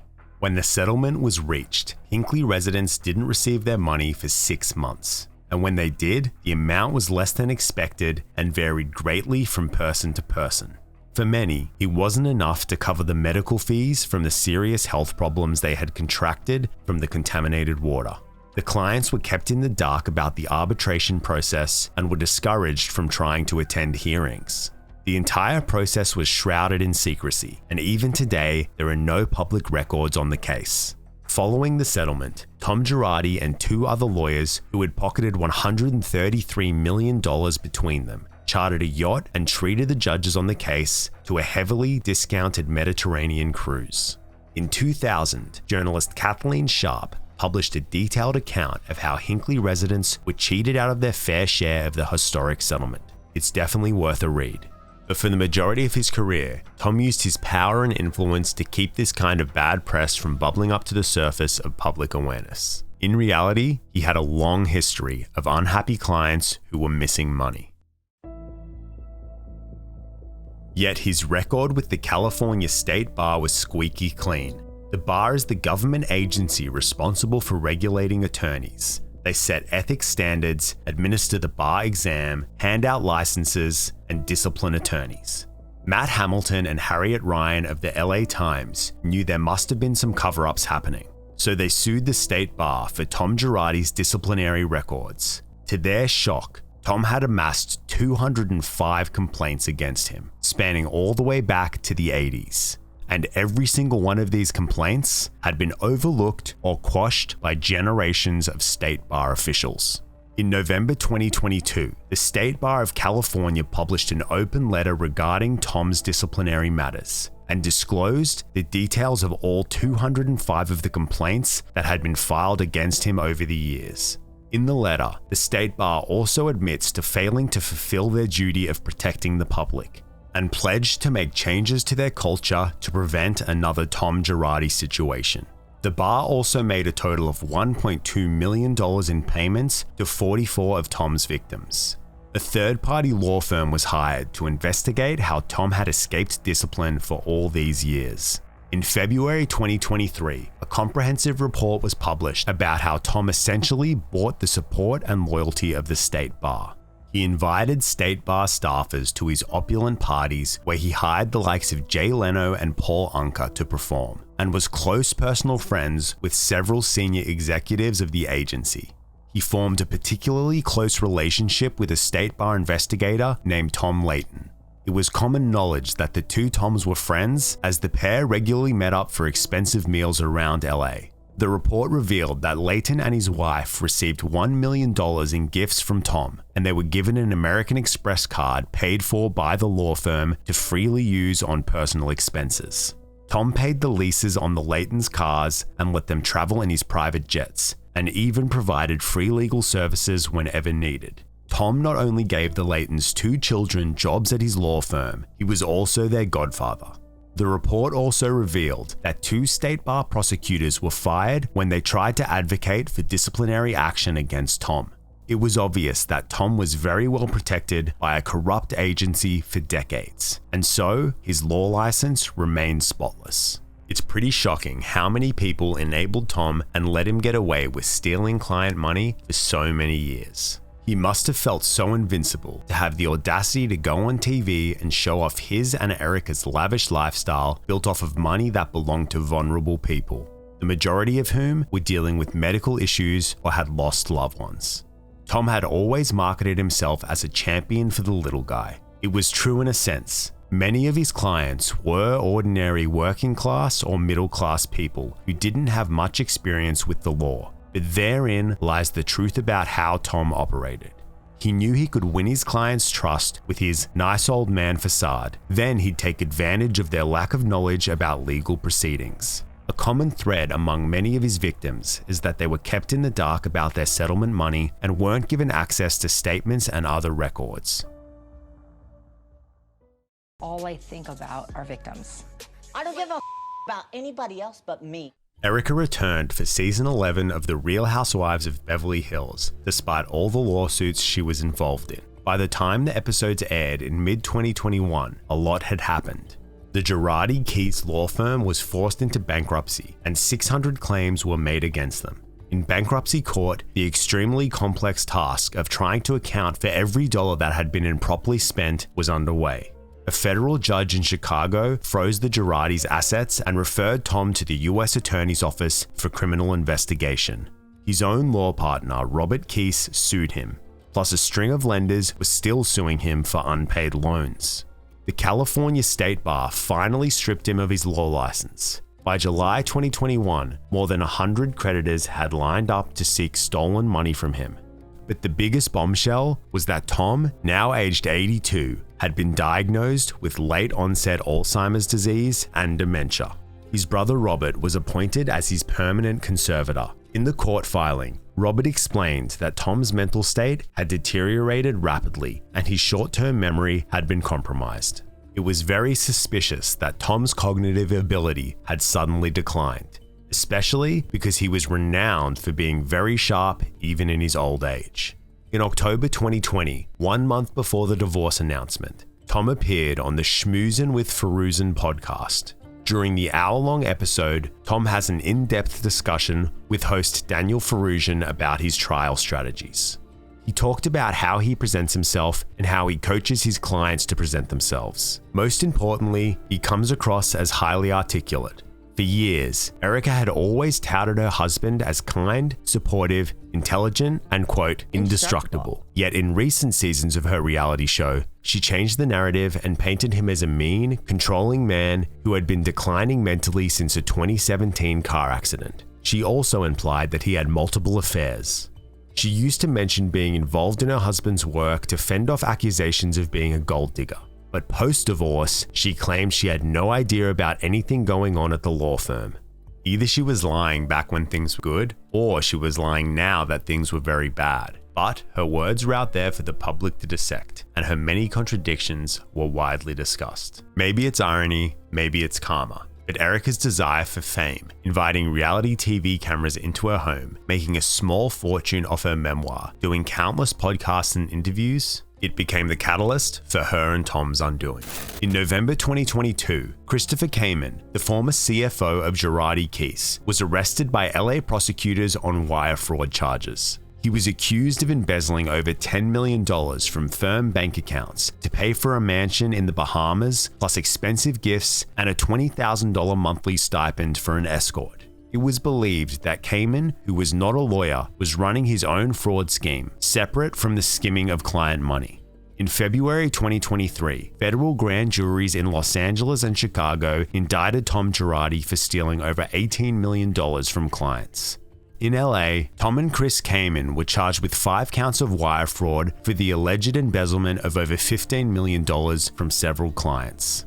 In Chicago, Tom, along with his son-in-law David Lira and Chris Kamen, were all charged with 8 counts of wire fraud and 4 counts of criminal contempt in court in relation to the alleged misappropriation of $3 million in settlement funds intended for the orphans and widows of those killed in the 2018 Lion Air crash. All 3 men pleaded not guilty. Each count of wire fraud is punishable by up to 20 years in federal prison. Tom was now living in a restricted memory care unit within an assisted living facility. He had been photographed looking very frail and wearing shabby, ill-fitting clothes. His team claimed that his cognitive state was declining, and so a series of mental competency hearings had to be held to determine whether he was fit to appear before a jury. Witnesses from the assisted living facility testified that Tom seemed to think he was still running his law firm and would spend hours scribbling gibberish on legal pads. Prosecutors and victims accused him of exaggerating and even faking his illness to avoid punishment for his crimes. However, evidence from his brain scans, medical tests, anecdotal accounts, and clinical interviews led U.S. District Judge Josephine Staten to rule that Tom Girardi was, quote, able to understand the nature and consequences of the proceedings against him and to assist properly in his defense. In other words, he was competent to stand trial. Tom Girardi will face court in mid-2024. Meanwhile, the bankruptcy case is still ongoing. The Ruigomez family were one of the first victims to receive the money owed to them, but sadly, it is unlikely that all of Tom's former clients will get paid. As of this video's upload, Erika Jayne is still a part of the cast of The Real Housewives of Beverly Hills. She recently completed a Las Vegas residency of her show, Bet It All on Blonde, where tickets sold for as little as $7. Whether you love it or hate it, it's hard to deny that reality TV has changed what it means to be a celebrity over the last 2 decades. Ordinary people can be plucked out of obscurity and turned into a global star overnight. And a lot of the time, you don't even need to have real talent. In 2002, the 3rd season of the UK version of Big Brother was attracting audience numbers of almost 6 million. By now, it was well understood that appearing on a reality show was a fast track to fame and fortune. So when a mysterious casting call for the next revolutionary show began popping up in the UK that year, hopeful individuals jumped at the opportunity. They were told to quit their jobs and cut any ties at home for an entire year of adventuring and filming.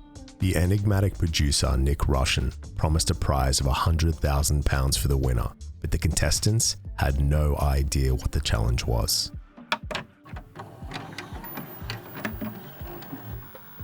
In 2002, a mysterious ad appeared across British newspapers, websites, and college notice boards. 1 year, £100,000, it read. New reality TV show seeks contestants. Over 1,000 hopeful contestants downloaded and filled out the application form. They corresponded via email with Doug Travers and Amy Dixon, who were team leaders from Rita Russian Productions, or NRP. Details about this new reality TV show were kept secret, but Doug and Amy described it as an ambitious, year-long project, during which contestants would embark on missions, They also made reference to international travel, so passports would need to be up to date. Auditions were held at the Ravens 8 Island, an upscale venue in London. Hundreds of excited auditionees boarded private ferries and were greeted by a large production crew, all dressed in black. A cameraman was there to capture every interaction as drinks and canapes were served. Among the group of contestants were university students, care workers, designers, actors, athletes, bankers. The only thing they all had in common was that they wanted to get on TV. Doug Travers and Amy Dixon were absent on the day, but the contestants did meet the show's producer, Nik Russian. Nik told the contestants about what he called Project MS2, which had been commissioned by the free-to-air network, Channel 4. They would select 30 people, split into 3 teams, to take part in his revolutionary new reality TV concept, and potentially win £100,000 and become celebrities. Richard Branson, the billionaire founder of Virgin, was just one of the many major sponsors of the show. Marketing experts and a psychologist assessed the contestants over a long day of physical and psychological tests. A few weeks later, the 30 successful contestants were notified via email. Because the show would be filming for an entire year, Nik Russian instructed the contestants to quit their jobs, leave their homes, and essentially put a hold on their lives. A dense contract was sent out, which stated that food, accommodation, travel, and spending money would all be provided. The contract also stipulated on-camera behavior and what to wear. Contestants began preparing for their year-long adventure. Some spent hundreds of pounds preparing and even sold off cars and furniture. Some ended relationships, many quit their jobs and left their homes. Big farewell parties were thrown, as the 30 contestants were filled with hopes of life-changing adventure and returning home rich and famous. Filming for Project MS2 began on Monday, 10th of June, 2002. The contestants gathered at their meeting spot in London, backpacks and suitcases in tow. Nik Russian was nowhere to be seen, and he wasn't answering his phone. The contestants had been instructed not to bring any money, so they could not even wait at a cafe. Many hours later, Nik finally showed up, looking disheveled. His jeans were dirty and his air of confidence was gone. He divided the group into 3 teams and handed out another contract for everyone to sign, and at long last, revealed the details of the show's concept. Each team of 10 would spend the year working together to earn £1 million in any way they could. They would deposit all their earnings into one of 3 new bank accounts that only Nik had access to. The first team to raise £1 million would have their earnings divided by 10 and distributed among the team. In other words, there was no $100,000 prize money. The contestants would be spending the year earning the money. Each team included their own unpaid trainee cameraman who could also participate in earning money. As the revelation sank in, Nik presented the first challenge. Each team would now need to go find their own food and accommodation, contrary to what their contracts had promised. Each team was also short a couple of contestants, so they would need to recruit people to complete the cast. It started to dawn on the contestants that they had been scammed. You are kidding me. No, you are absolutely kidding me. How the hell are we going to do that? Nik Russian told the teams to separate and not contact each other before wishing them good luck and disappearing. Teams 1 and 2 disbanded almost immediately. Some were able to go home to their parents, but several people had given up their housing and had no home to go back to. Some people delayed returning home due to the embarrassment of getting tricked by a dodgy reality TV show. Team 2 decided to make the most of it and actually attempted to do the challenge. Their cameraman / teammate Tim Eagle still had access to his nearby East London apartment, and the group sought shelter there. Most of them had to sleep on the floor, but being crammed into the small space bonded the team, and they decided to proceed with filming everything. They even set up a diary room inspired by Big Brother. A couple of days later, Nik Russian turned up at Tim Eagle's front door. He wasn't there to provide further information about the challenge or assure the contestants about the legitimacy of the show. It turned out he also left his home and now needed a place to crash. Team 2 demanded answers. As many of them had suspected, there was no financial backing, Channel 4 had not commissioned the show, and there was no real production team. Nik tried to play the sympathy card, saying that producing and selling the show was his dream, and his last hope at making something of his life. Team 2 responded by locking Nik in the apartment and contacting the local news. They forced Nik to speak with a reporter from ITV's London Tonight program, which ran a segment about the debacle.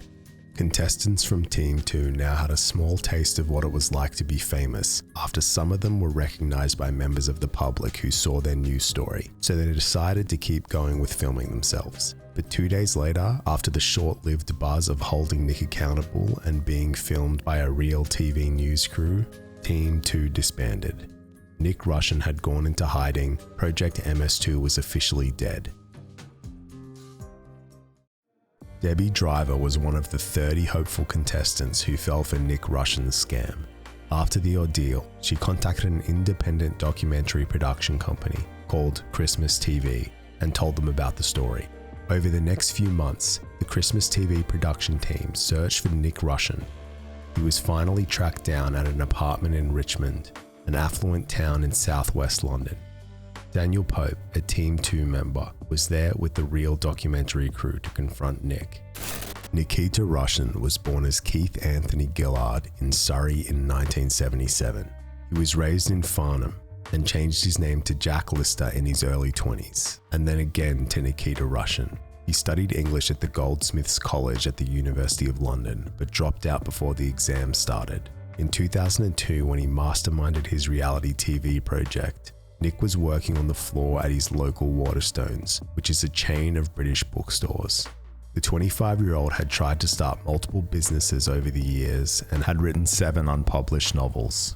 It was revealed that he had pushed back the filming date of his reality TV show so he could work on the public holiday for the extra pay.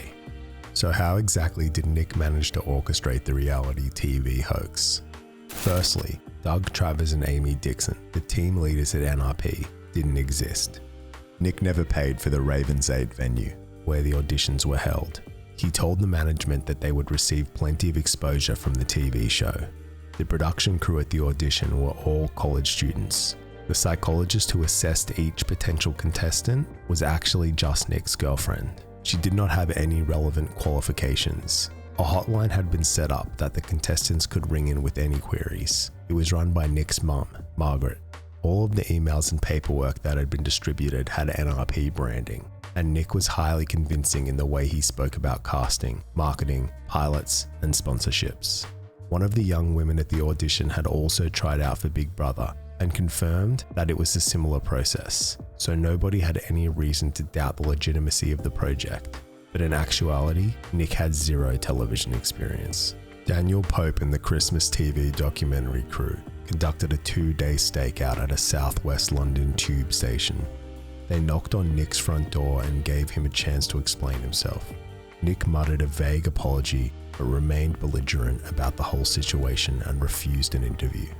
The contestants had already gone to the police about the matter, but Nik hadn't actually taken anyone's money. There was no criminal charge. A civil case was considered but ultimately was not pursued due to lack of funds. Christmas TV made the documentary about the hoax, and ironically, it ended up airing on Channel 4. The contestants did eventually see themselves on TV, just not the way they had planned. It's 1994 at LaGuardia Airport in New York. 24-year-old Prince Khalid bin Al Saud of Saudi Arabia runs to airport police officers, screaming that he's been kidnapped, and points to the 2 men who had been accompanying him. If there are any of my loyal subjects here, please call the embassy and CNN, the prince shouts at stunned onlookers. The confused airport police officers detain the men, who calmly present some paperwork and explain that they are bail bondsmen. The police allow them all to go. The 2 men rent a car, throw Prince Khalid into the trunk, and drive 24 hours to Miami. Jose Moreno was born in 1970 in Bogota, Colombia. At age 5, Jose became an orphan, and he and his younger brother, age 3, were forced to fend for themselves on the dangerous streets. Colombia was in the middle of intense military conflict, and thousands of displaced children roamed the streets and sewers. trying to hide from predators and the death squads who targeted them. For 2 years, Jose protected his younger brother fiercely, foraging and stealing food and finding safe places for them to sleep. In 1977, the two boys were picked up by an orphanage, and before they knew it, they were on a plane to Michigan with their new parents. Jim Gignac and Nancy Fitzgerald were a middle-class couple who were eager to give the two brothers a better life. Jose was now Anthony, and his younger brother was now Daniel. Their neighborhood was predominantly white, and the brothers were bullied in school. Anthony began telling his classmates that his biological mother owned a local hotel and his biological father was a famous actor. He continued telling lies throughout school to make himself seem rich and powerful. He became obsessed with TV shows that depicted wealthy families and started recognizing luxury brand names. In grade 6, he managed to convince a Mercedes-Benz dealership that he was a Saudi prince, and a salesman even took him on test rides. Anthony craved acceptance, and he believed he could attain it through material wealth. A few years later, Jim and Nancy got divorced. Anthony's younger brother Daniel was sent to live with his father, while Anthony stayed with his mum. Suddenly, the one constant in his life was gone, and Anthony suffered major mental breakdowns. He was diagnosed with bipolar disorder, but never received proper treatment. His mum could no longer handle him, and Anthony was sent to state-run psychiatric hospitals and halfway houses.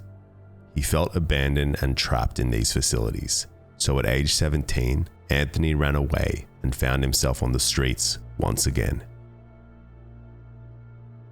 Anthony decided this was the perfect opportunity to form a new identity for himself. He started going by Prince Adnan Khashoggi, who was a real Saudi arms dealer and the world's richest man at the time. Anthony convinced an Arab family in Michigan that he was a Saudi prince and lived with them for a couple of months until he got caught. He then made his way to the land of glitz and glamour, Los Angeles, and managed to obtain a credit card under the name Omar Khashoggi. He was caught and convicted for failing to pay his $8,600 limousine bill. In 1991, Anthony turned 21 and really started to up the ante. His name was now Khalid bin Al Saud, which was actually the name of a real Saudi prince. He racked up a $3,500 bill at the Beverly Wilshire Hotel over 4 days. He rode around in limos but never paid the $7,500 bill. He convinced the Louis Vuitton store on Rodeo Drive to let him have a set of luggage that his father, a Saudi prince, would pay for later. He was caught and spent a short stint in jail, while the LA Times newspaper dubbed him the Prince of Fraud. That same year, Anthony managed to obtain an American Express card under the name Khalid bin Al Saud.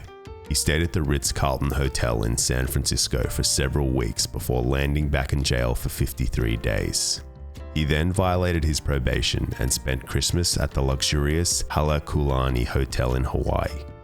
He befriended other guests at the hotel and conned a couple into writing him a check for $8,500 in shares for a Saudi oil company that didn't exist. He then convinced another couple to cover his $20,000 hotel bill before disappearing. In July 1993, Anthony turned up at Disney's Grand Floridian Resort in Orlando, where he ran up over $14,000 in fraudulent credit card charges. He pleaded guilty and was given probation, and once again vanished. He was caught after he swindled $27,000 out of the Grand Bay Hotel in Miami and $51,000 from the local Saks Fifth Avenue.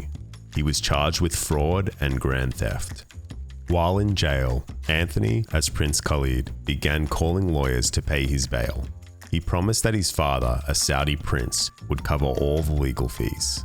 Oscar Rodriguez was an attorney from Miami who saw this as a great business opportunity and agreed to take on the prince as a client. Oscar Rodriguez hired 2 bail bondsmen to post a $46,000 bond to release the prince. The bondsman picked up Anthony and drove him back to their office to wait for the money from the Saudi royal family. But when hours passed with no sign of the money, the bail bondsman had to drive Anthony back to jail. In the car on the way back, Anthony asked the bondsman to stop at an American Express office. He got out of the car, entered the office hysterically crying, and claimed that he had been mugged and all his credit cards had been stolen. He said he was fearful of how upset his father, the king, would be, and begged to get his cards replaced. The American Express staff asked him to verify his identity by correctly stating his last 2 purchases. Little did they know that Anthony had sneakily promised Rolex watches to other staff members who agreed to give him the correct answers. The next day, American Express issued him a platinum card with a $200 million limit. Anthony went on a shopping spree before buying out the entire first-class cabin of his flight to Michigan. He pledged to donate $1 million to a university in his home state. Then he flew back to Miami the same day. The 2 bondsmen who accompanied him the entire trip started to believe he really was a Saudi prince, until they received a phone call from the American Express fraud department. This is when the altercation with LaGuardia airport police officers occurred. Anthony was sentenced to 616 days in prison, but being placed behind bars did nothing to stop his scam streak. It was now August 1994, and at some point, Anthony had reconnected with his younger brother Daniel. From prison, Anthony contacted Syracuse University and informed them that Prince Khalid wished to donate $45 million to the school.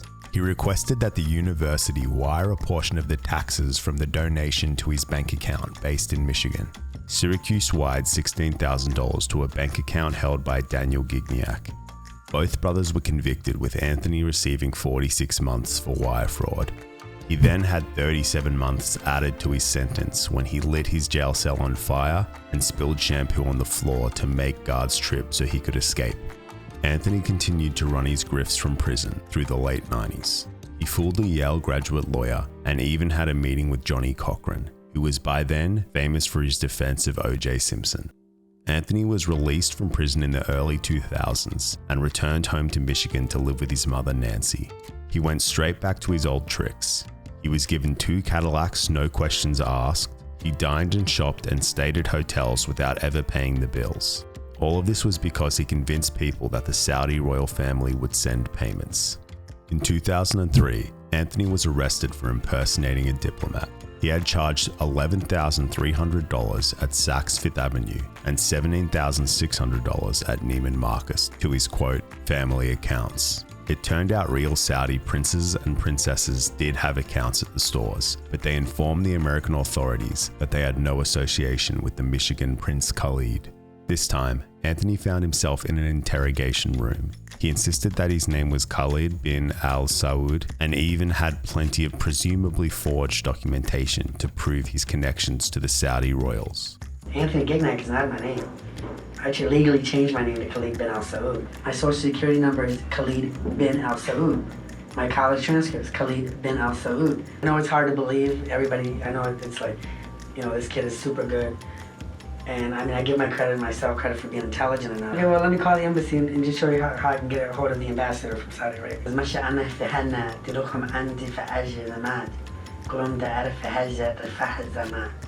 He even spoke some rather convincing fake Arabic, but ultimately wound up back in prison.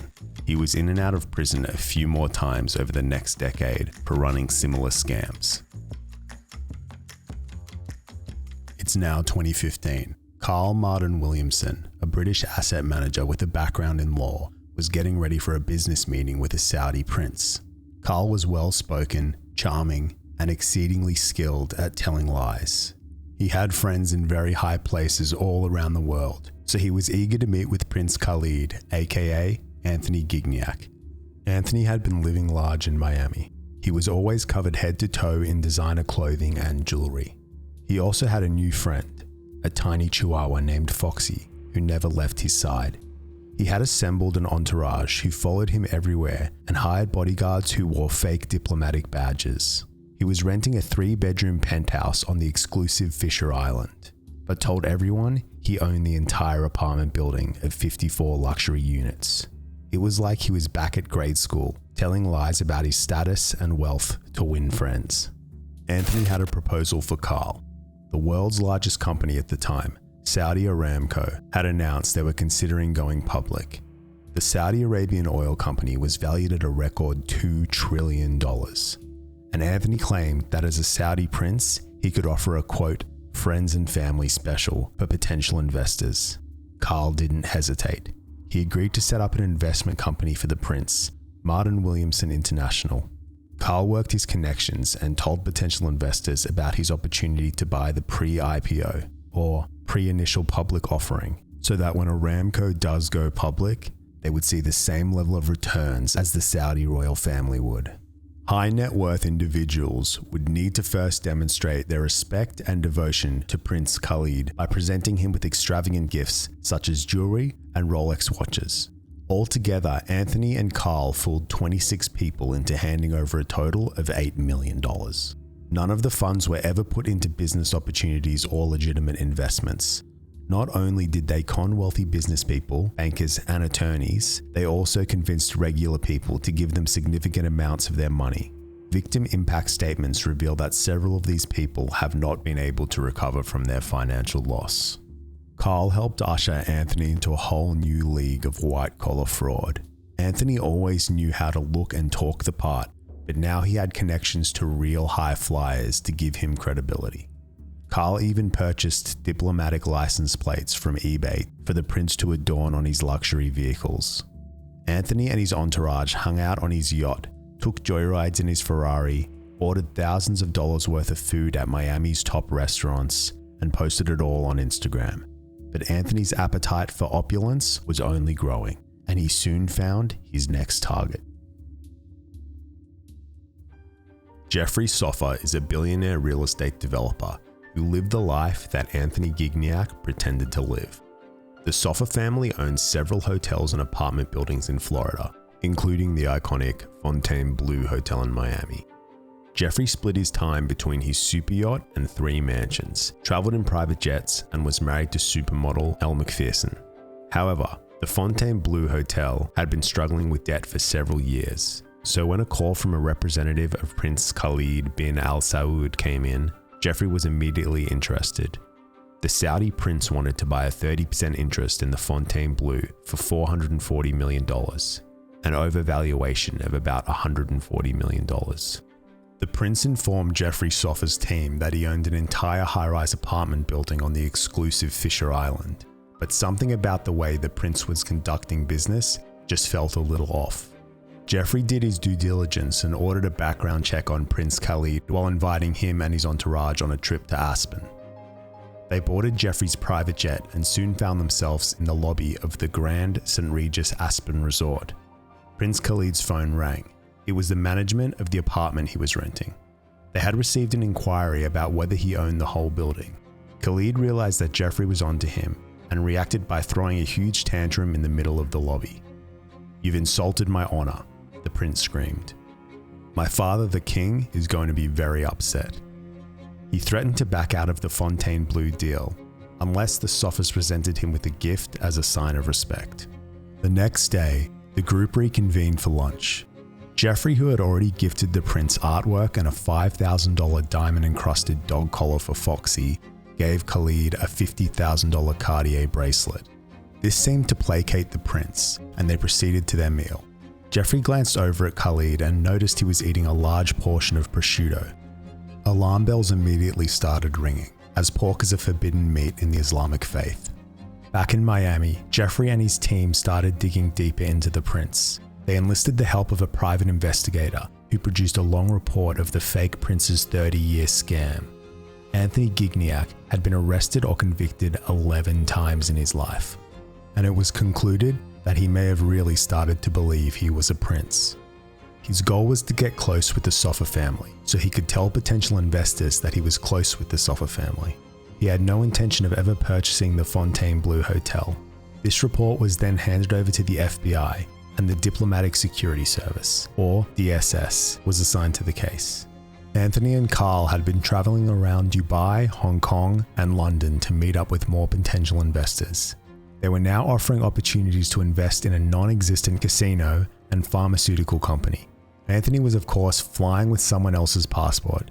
DSS agents were waiting for him when they landed at JFK International Airport on the 19th of November 2017. Anthony was placed under arrest and his false passport and belongings were all seized. He protested in the middle of the airport, screaming that he had diplomatic status. When that didn't work, he tried a different tactic. "I have national security information you'd be interested in hearing," he offered.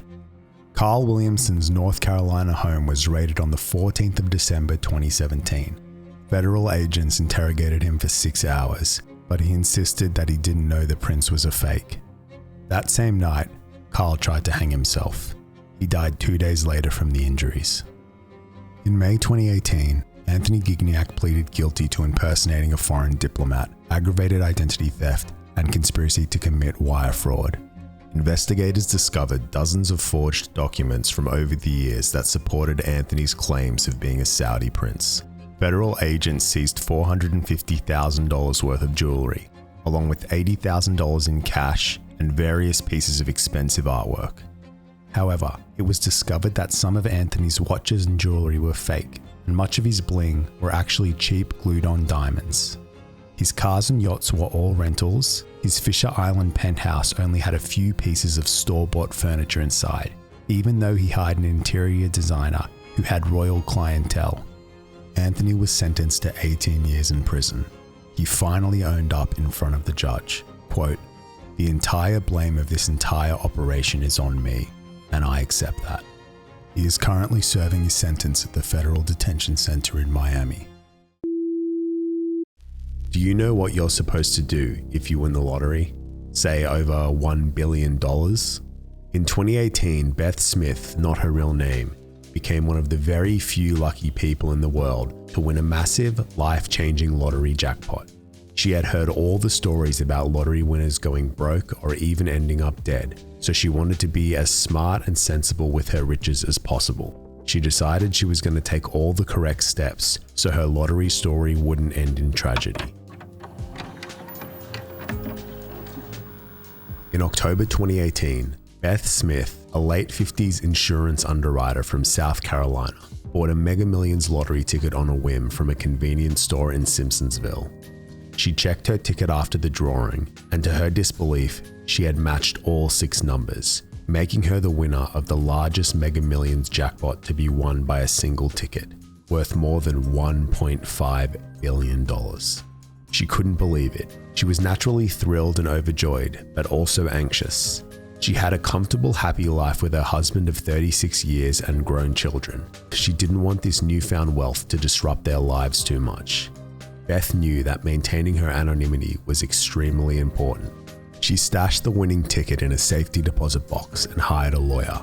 She had seen Jason Kurland, the self-proclaimed lottery lawyer, on Breakfast TV speaking about their big win, as well as some of his other clients, including a $336 million winner in Rhode Island and a $254 million in Connecticut.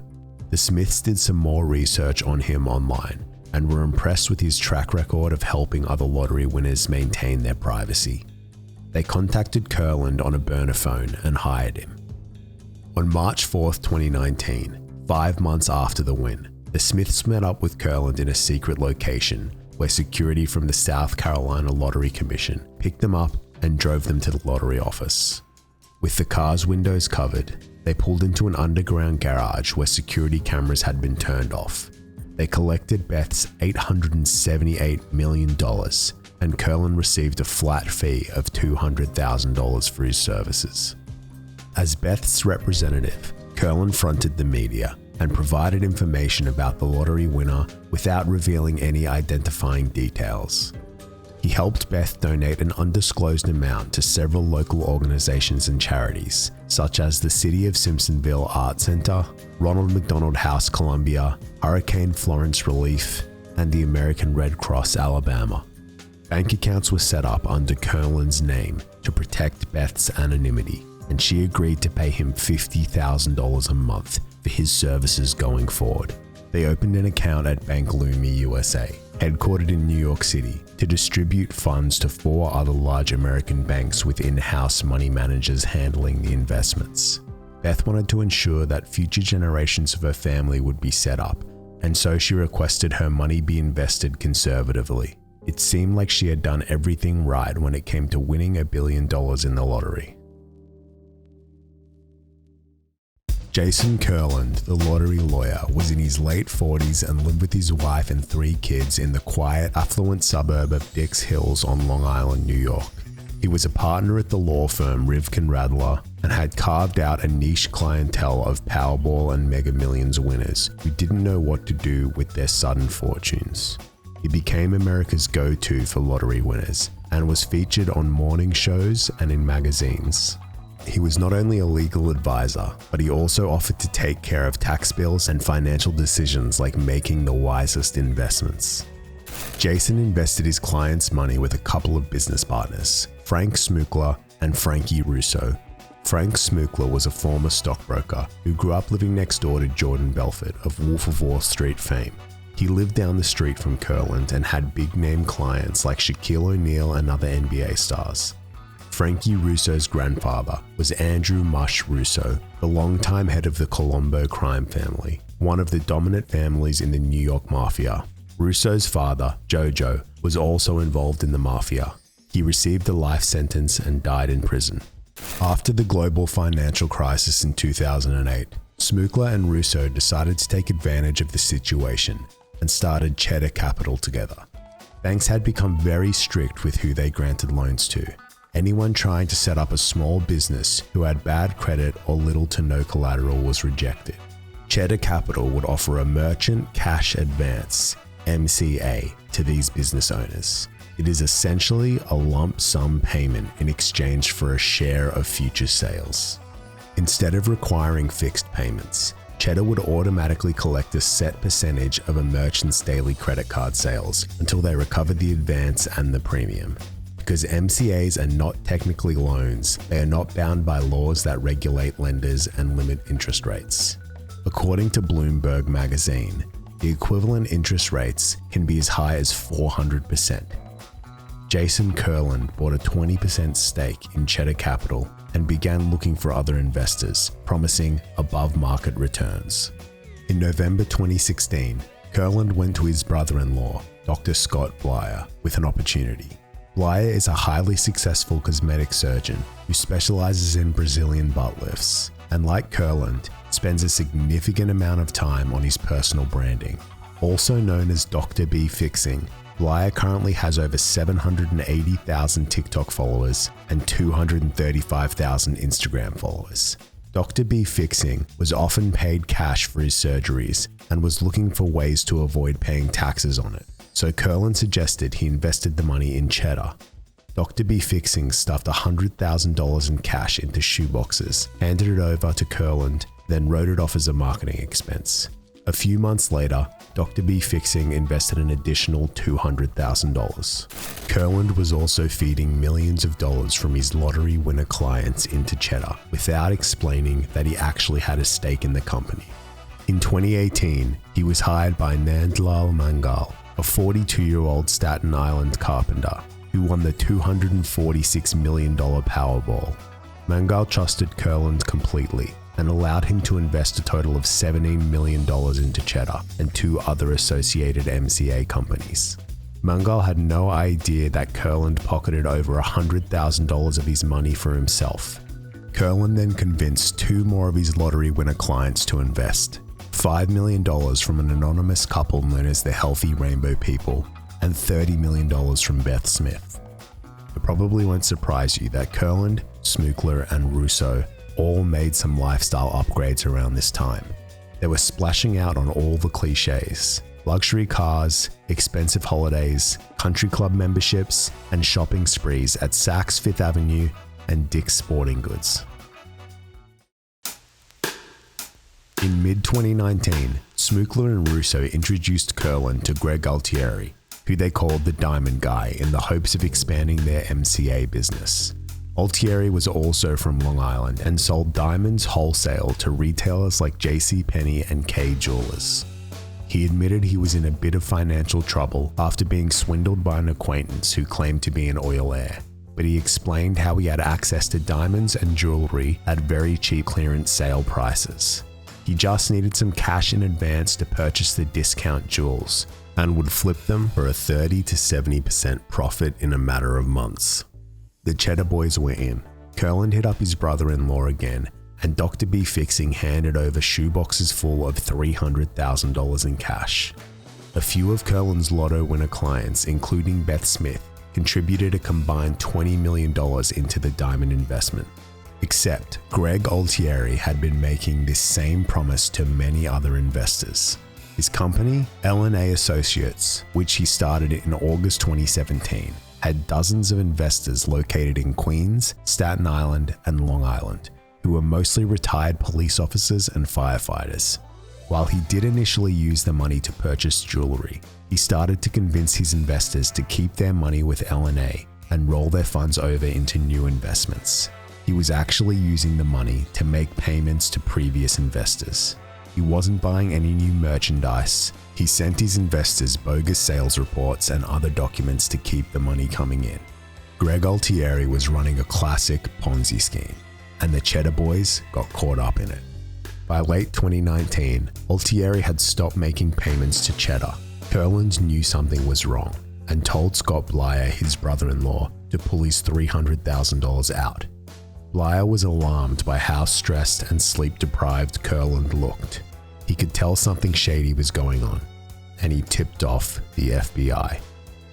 Kurland was in panic mode. How was he going to pay back his lotto clients?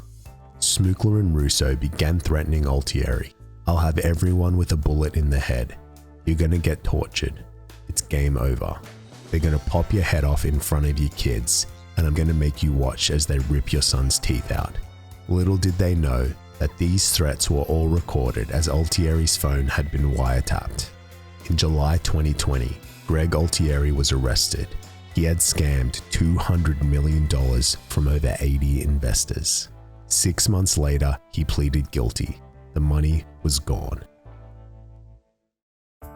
Christopher Churchio was a plumber from Staten Island and believed to be involved in the Genovese crime family, another dominant family in the mafia. He lived in an $11,000 a month apartment in Manhattan. He had a few brushes with the law in the past, including being convicted for bribing a government official in 2004 and tax fraud in 2020. When COVID-19 hit, Churchio sensed a money-making opportunity in PPE, personal protective equipment. In March 2020, the state of California signed an $800 million agreement to buy 400 million masks and 200 million face shields from a company called Bear Mountain. Churchio got himself hired as a subcontractor for Bear Mountain and now needed money to buy large quantities of PPE. By this point, Kurland was absolutely desperate to recover the millions in losses from Altieri's Ponzi scheme. Churchio was introduced to Kurland through a mutual associate and filled him in on the PPE plan.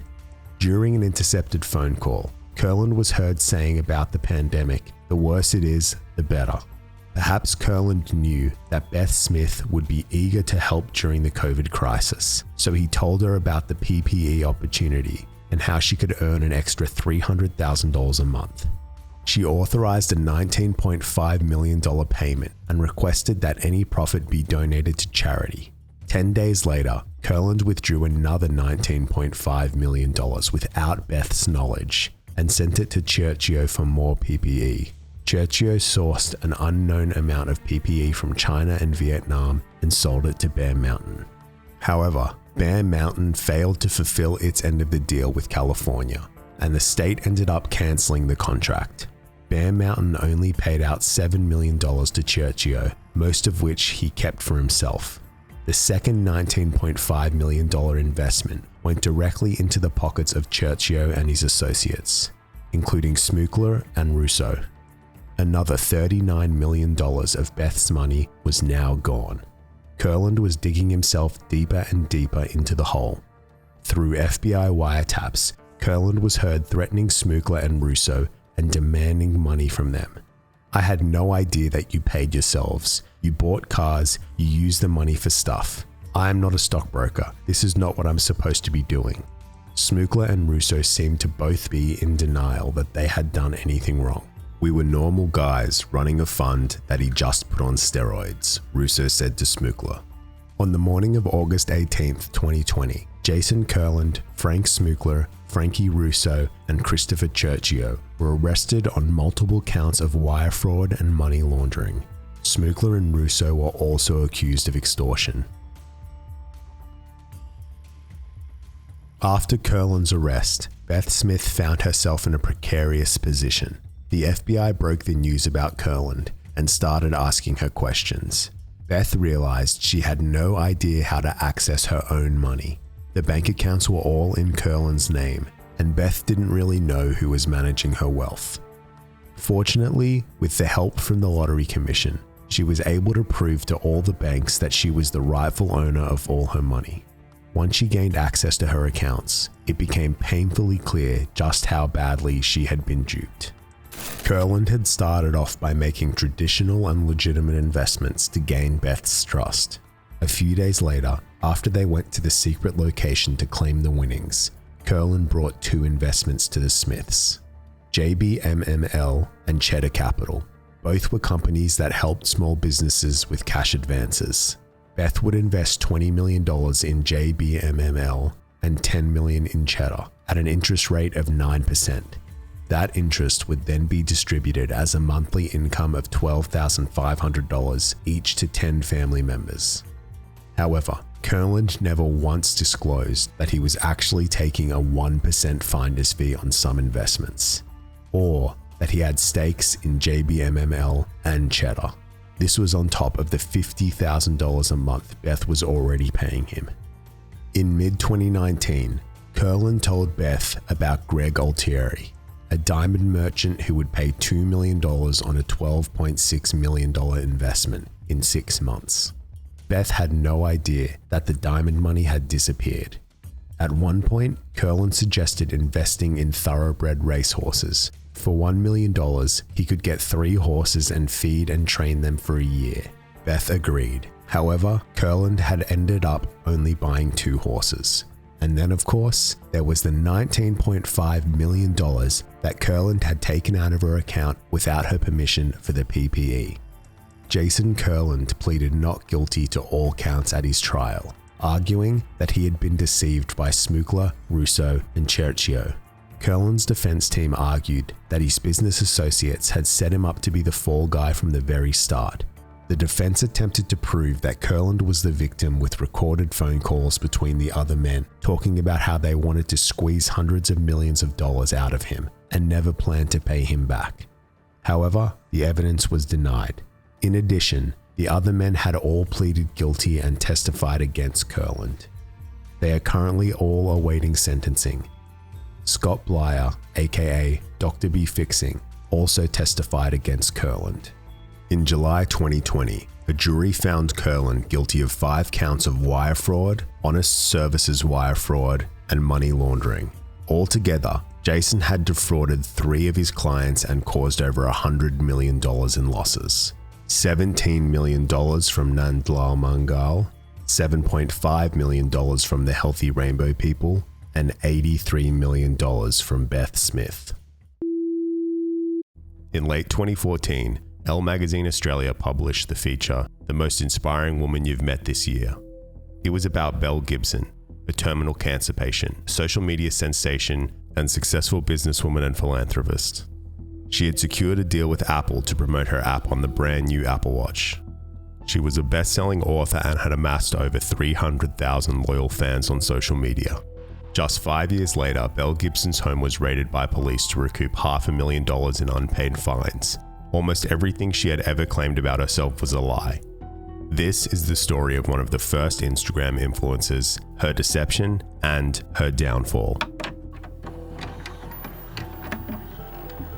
It's difficult to determine what is true and what is a lie when it comes to Belle Gibson's life. According to her own book, she was born in 1989 in Launceston, a small city in the state of Tasmania in Australia. She claims that her father was not a part of her life, that her mother has multiple sclerosis, a chronic disease that affects the nervous system, and that her brother is autistic. Her family moved to Brisbane soon after she was born and lived in social housing. From age 6, she says she has to act as the head of the household, doing all the chores and making sure her mother and brother were fed. She has stated in interviews that she was homeschooled and moved out at age 12 to stay with friends. At age 16, Gibson moved to Perth, on the other side of the country. At age 18, she gave birth to her son, Olivier. She studied web development and business and worked in a, quote, boring corporate job. She was highly active on local online parenting forums and made the switch to Facebook, which back then was still a new platform. She grew her online community by sharing her experiences as a young single mother. It was around this time she began to experience strange symptoms, including loss of memory, trouble reading, and losing her balance when she walked, culminating in her suffering a stroke while at work. She received a shattering diagnosis. She had a brain cancer that was spreading fast. She was given 6 weeks to 4 months to live. She moved to the larger city of Melbourne and commenced chemotherapy and radiotherapy as advised by her doctors, but she found the treatment to be unbearably unpleasant and decided to take her health into her own hands. Gibson decided to research alternative cancer therapies and began a more holistic approach by cutting out refined sugar and processed foods from her diet and started consuming superfoods, vitamins, and natural medicines. She started meditating, underwent oxygen therapy, and even had coffee enemas. She pulled herself out of chemo and radiotherapy and began chronicling her cancer journey on Facebook and Instagram. She told her 200,000 followers all about how her own natural treatments were working better than any advice a doctor had ever given her.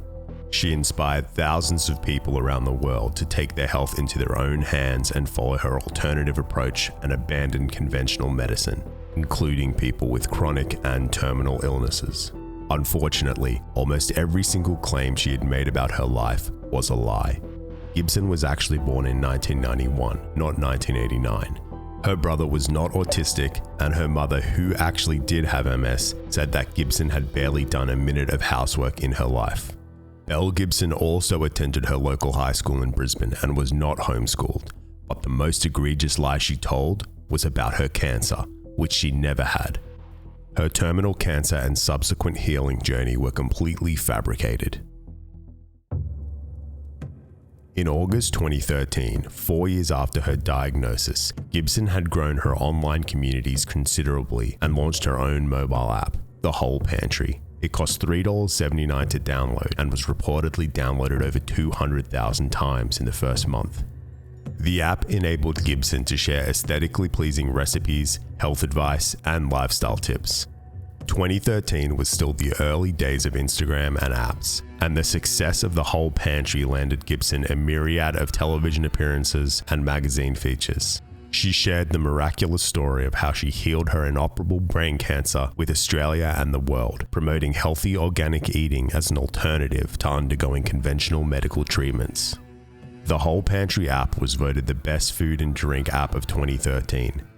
She caught the attention of executives at Apple who wanted to work with her on a campaign to build more apps and push her story and her products out even more widely. The health and wellness industry was booming with the rise of smartphones and social media, and Apple handpicked Belle Gibson to lead the charge in their mission to make their products more health-focused. Emails and private messages between Gibson and senior Apple staff revealed how closely they had been working together, using pet names and signing off with kisses. Apple had big plans to pre-install the Whole Pantry app onto the new iPad model, as well as create a special version that would be included on the demo model of their latest product, the Apple Watch. She was even flown out to Silicon Valley to attend exclusive events about the revolutionary Apple Watch and try out a prototype. In July 2014, Gibson posted the following on Instagram. "It hurts me to find space tonight to let you all know with love and strength that I've been diagnosed with a 3rd and 4th cancer. One is secondary and the other is primary. I have cancer in my blood, spleen, brain, uterus, and liver. I am hurting."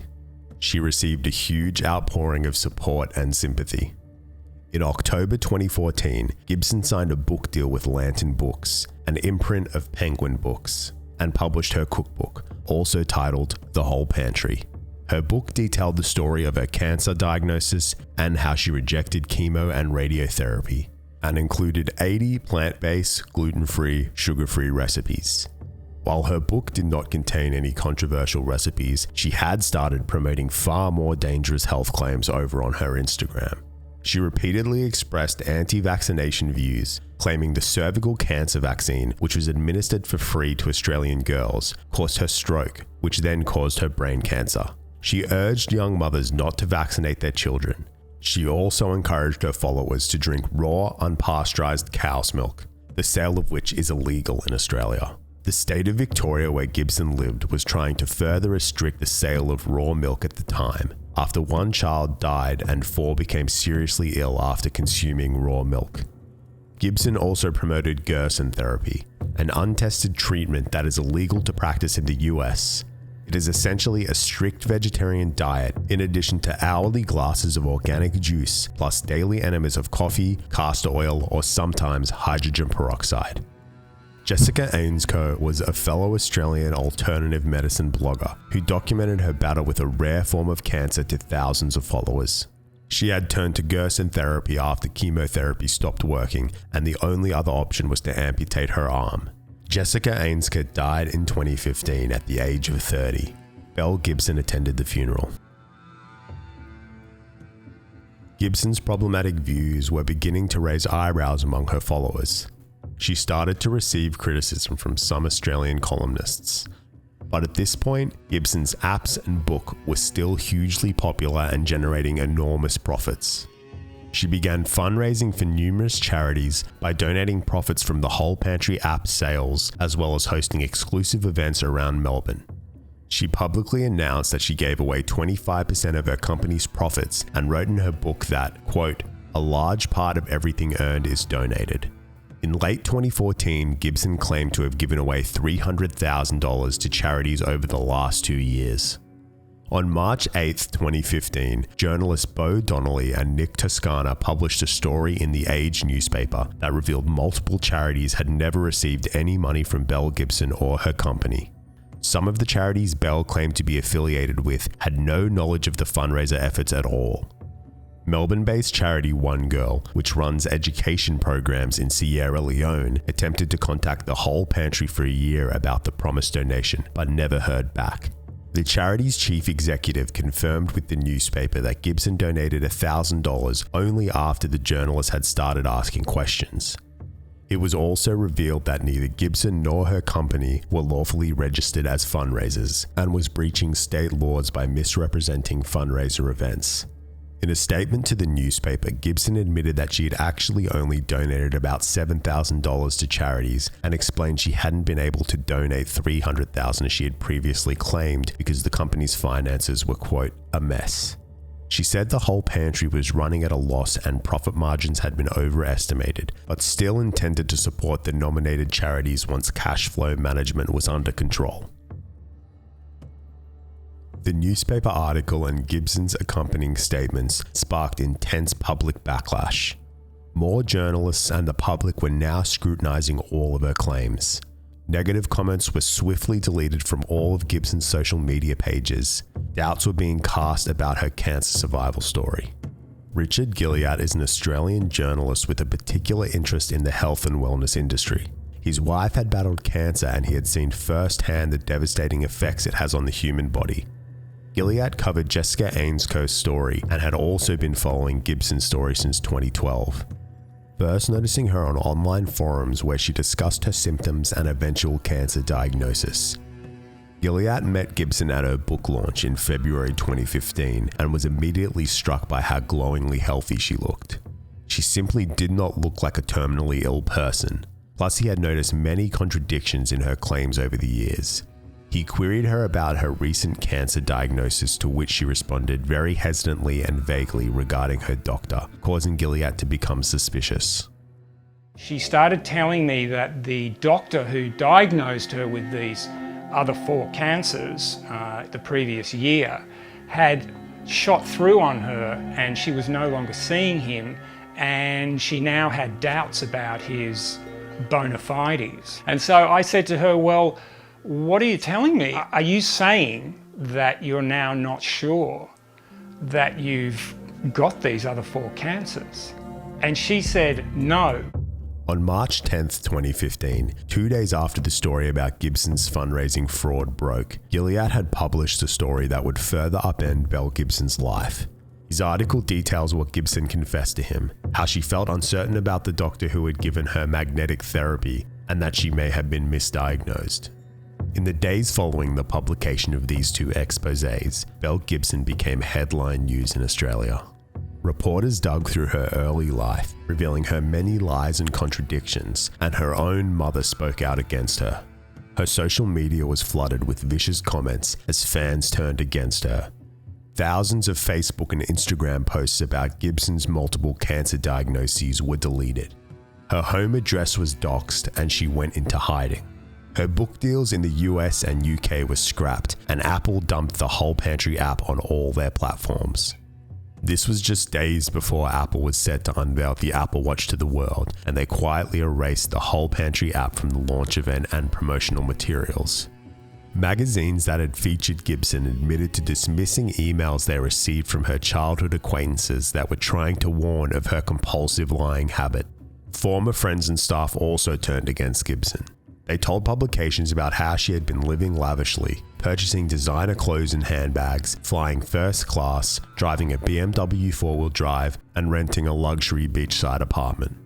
She would tell people she had an appointment, letting people believe it was cancer-related, when in reality she was getting veneers. One friend recalls asking Gibson about her latest diagnosis and what her doctor's name was, to which Gibson replied, "Dr. Phil." The friend was confused, and Gibson said she didn't know his last name and hadn't heard from him. Gibson broke her silence in May 2015, giving an exclusive interview to the Australian Woman's Weekly magazine. She was 23 years old and ready to finally come clean. The magazine outright asked her if she has or ever had cancer. No, she confessed. None of it's true. However, she did not take full accountability. In the interview, she maintained that dodgy doctors misdiagnosed her and showed the magazine invoices and communications from the so-called Dr. Phil. She also pushed the story about her troubled childhood. She gave vague roundabout responses and failed to apologize to the thousands of people she misled and stole money from. In June 2015, Belle Gibson was allegedly paid $45,000 to $75,000 to appear on 60 Minutes Australia. Reporter Tara Brown's line of questioning was tough, and Gibson struggled to answer questions clearly and directly. She continued to contradict herself and the truth. So you lied because you feared you wouldn't be believed. Is that what you're saying? It's not what I'm saying. Well, can you be clearer on what you're saying? I mean, you were absolutely misleading, weren't you? You said a doctor gave you this terrible prognosis in his office. Now, you've just admitted that you didn't say it was at your home and it wasn't with a real doctor because you thought people would be disappointed in you. No, I believed he was a real doctor. So did you lie to be believed, is the question. I didn't see him in his doctor's office in Perth. You didn't see him in his doctor's office ever because he doesn't have an office, does he? No. Right, you claimed also in your book that you underwent chemotherapy and radiotherapy for 2 months. True or false? At the time... True or false? True, because at the time I believed I was having radiotherapy. So, false. I believed that I was having radiotherapy. When he gave me medication, I was told that it was oral chemotherapy. Except Gibson had famously told the story of how she pulled herself out of chemo and radiotherapy, what she called conventional treatments, going against her doctor's advice to take matters into her own hands. Yet now she was claiming that an alternative medicine doctor, Mark Johns, initially misdiagnosed her, then prescribed her with oral chemotherapy. She placed all the blame on this fraudulent doctor who had supposedly shown her fake brain scans that depicted her tumor. 60 Minutes researchers couldn't find any evidence that Dr. Mark Johns existed. In fact, Gibson's hospital records showed that she had ordered brain scans herself in 2011 due to concerns that she had multiple sclerosis. The hospital neurologist informed her that her brain scans were perfectly normal, proving that she had always known she did not have brain cancer. But as we know, a few years later she would claim that Dr. Phil diagnosed her with 4 more cancers. 60 Minutes discovered that Dr. Phil did actually exist, but he told the program that he had never given Belle that news. Belle Gibson's full 60 Minutes interview is still available to watch online. It is truly difficult to determine whether she is a pathological liar who will never admit the truth or if her delusions had become reality for her. In May 2016, Consumer Affairs Victoria launched an investigation into Belle Gibson and her company. Penguin Publishing was ordered to pay a fine of $30,000 for failing to fact-check, and also agreed to include a prominent warning notice on all future books that contain claims about natural therapies. In September 2017, Gibson was ordered to pay a fine of $410,000 after being found guilty of misleading and deceptive conduct by the federal court in Melbourne. She had failed to appear in court twice during the legal proceedings. In January 2020, Gibson had still not paid her fines, now totaling $500,000, and her house was raided by police to recoup the outstanding amount. Her house was raided for a second time in May 2021 as authorities continued their efforts to recoup the outstanding fines, penalties, and interest. Instead of paying her fines, Gibson claimed to have been adopted by Melbourne's Ethiopian community after volunteering for 4 years. She is seen wearing a headscarf and referring to herself as Sobontu in a video from local community media. Hiya, today we met in Melbourne, Australia. Our diaspora community, Oromo community of Australia, met to discuss the current situation of Ethiopia, specifically Oromia. She spoke at length about the political situation, quote, back home in Ethiopia.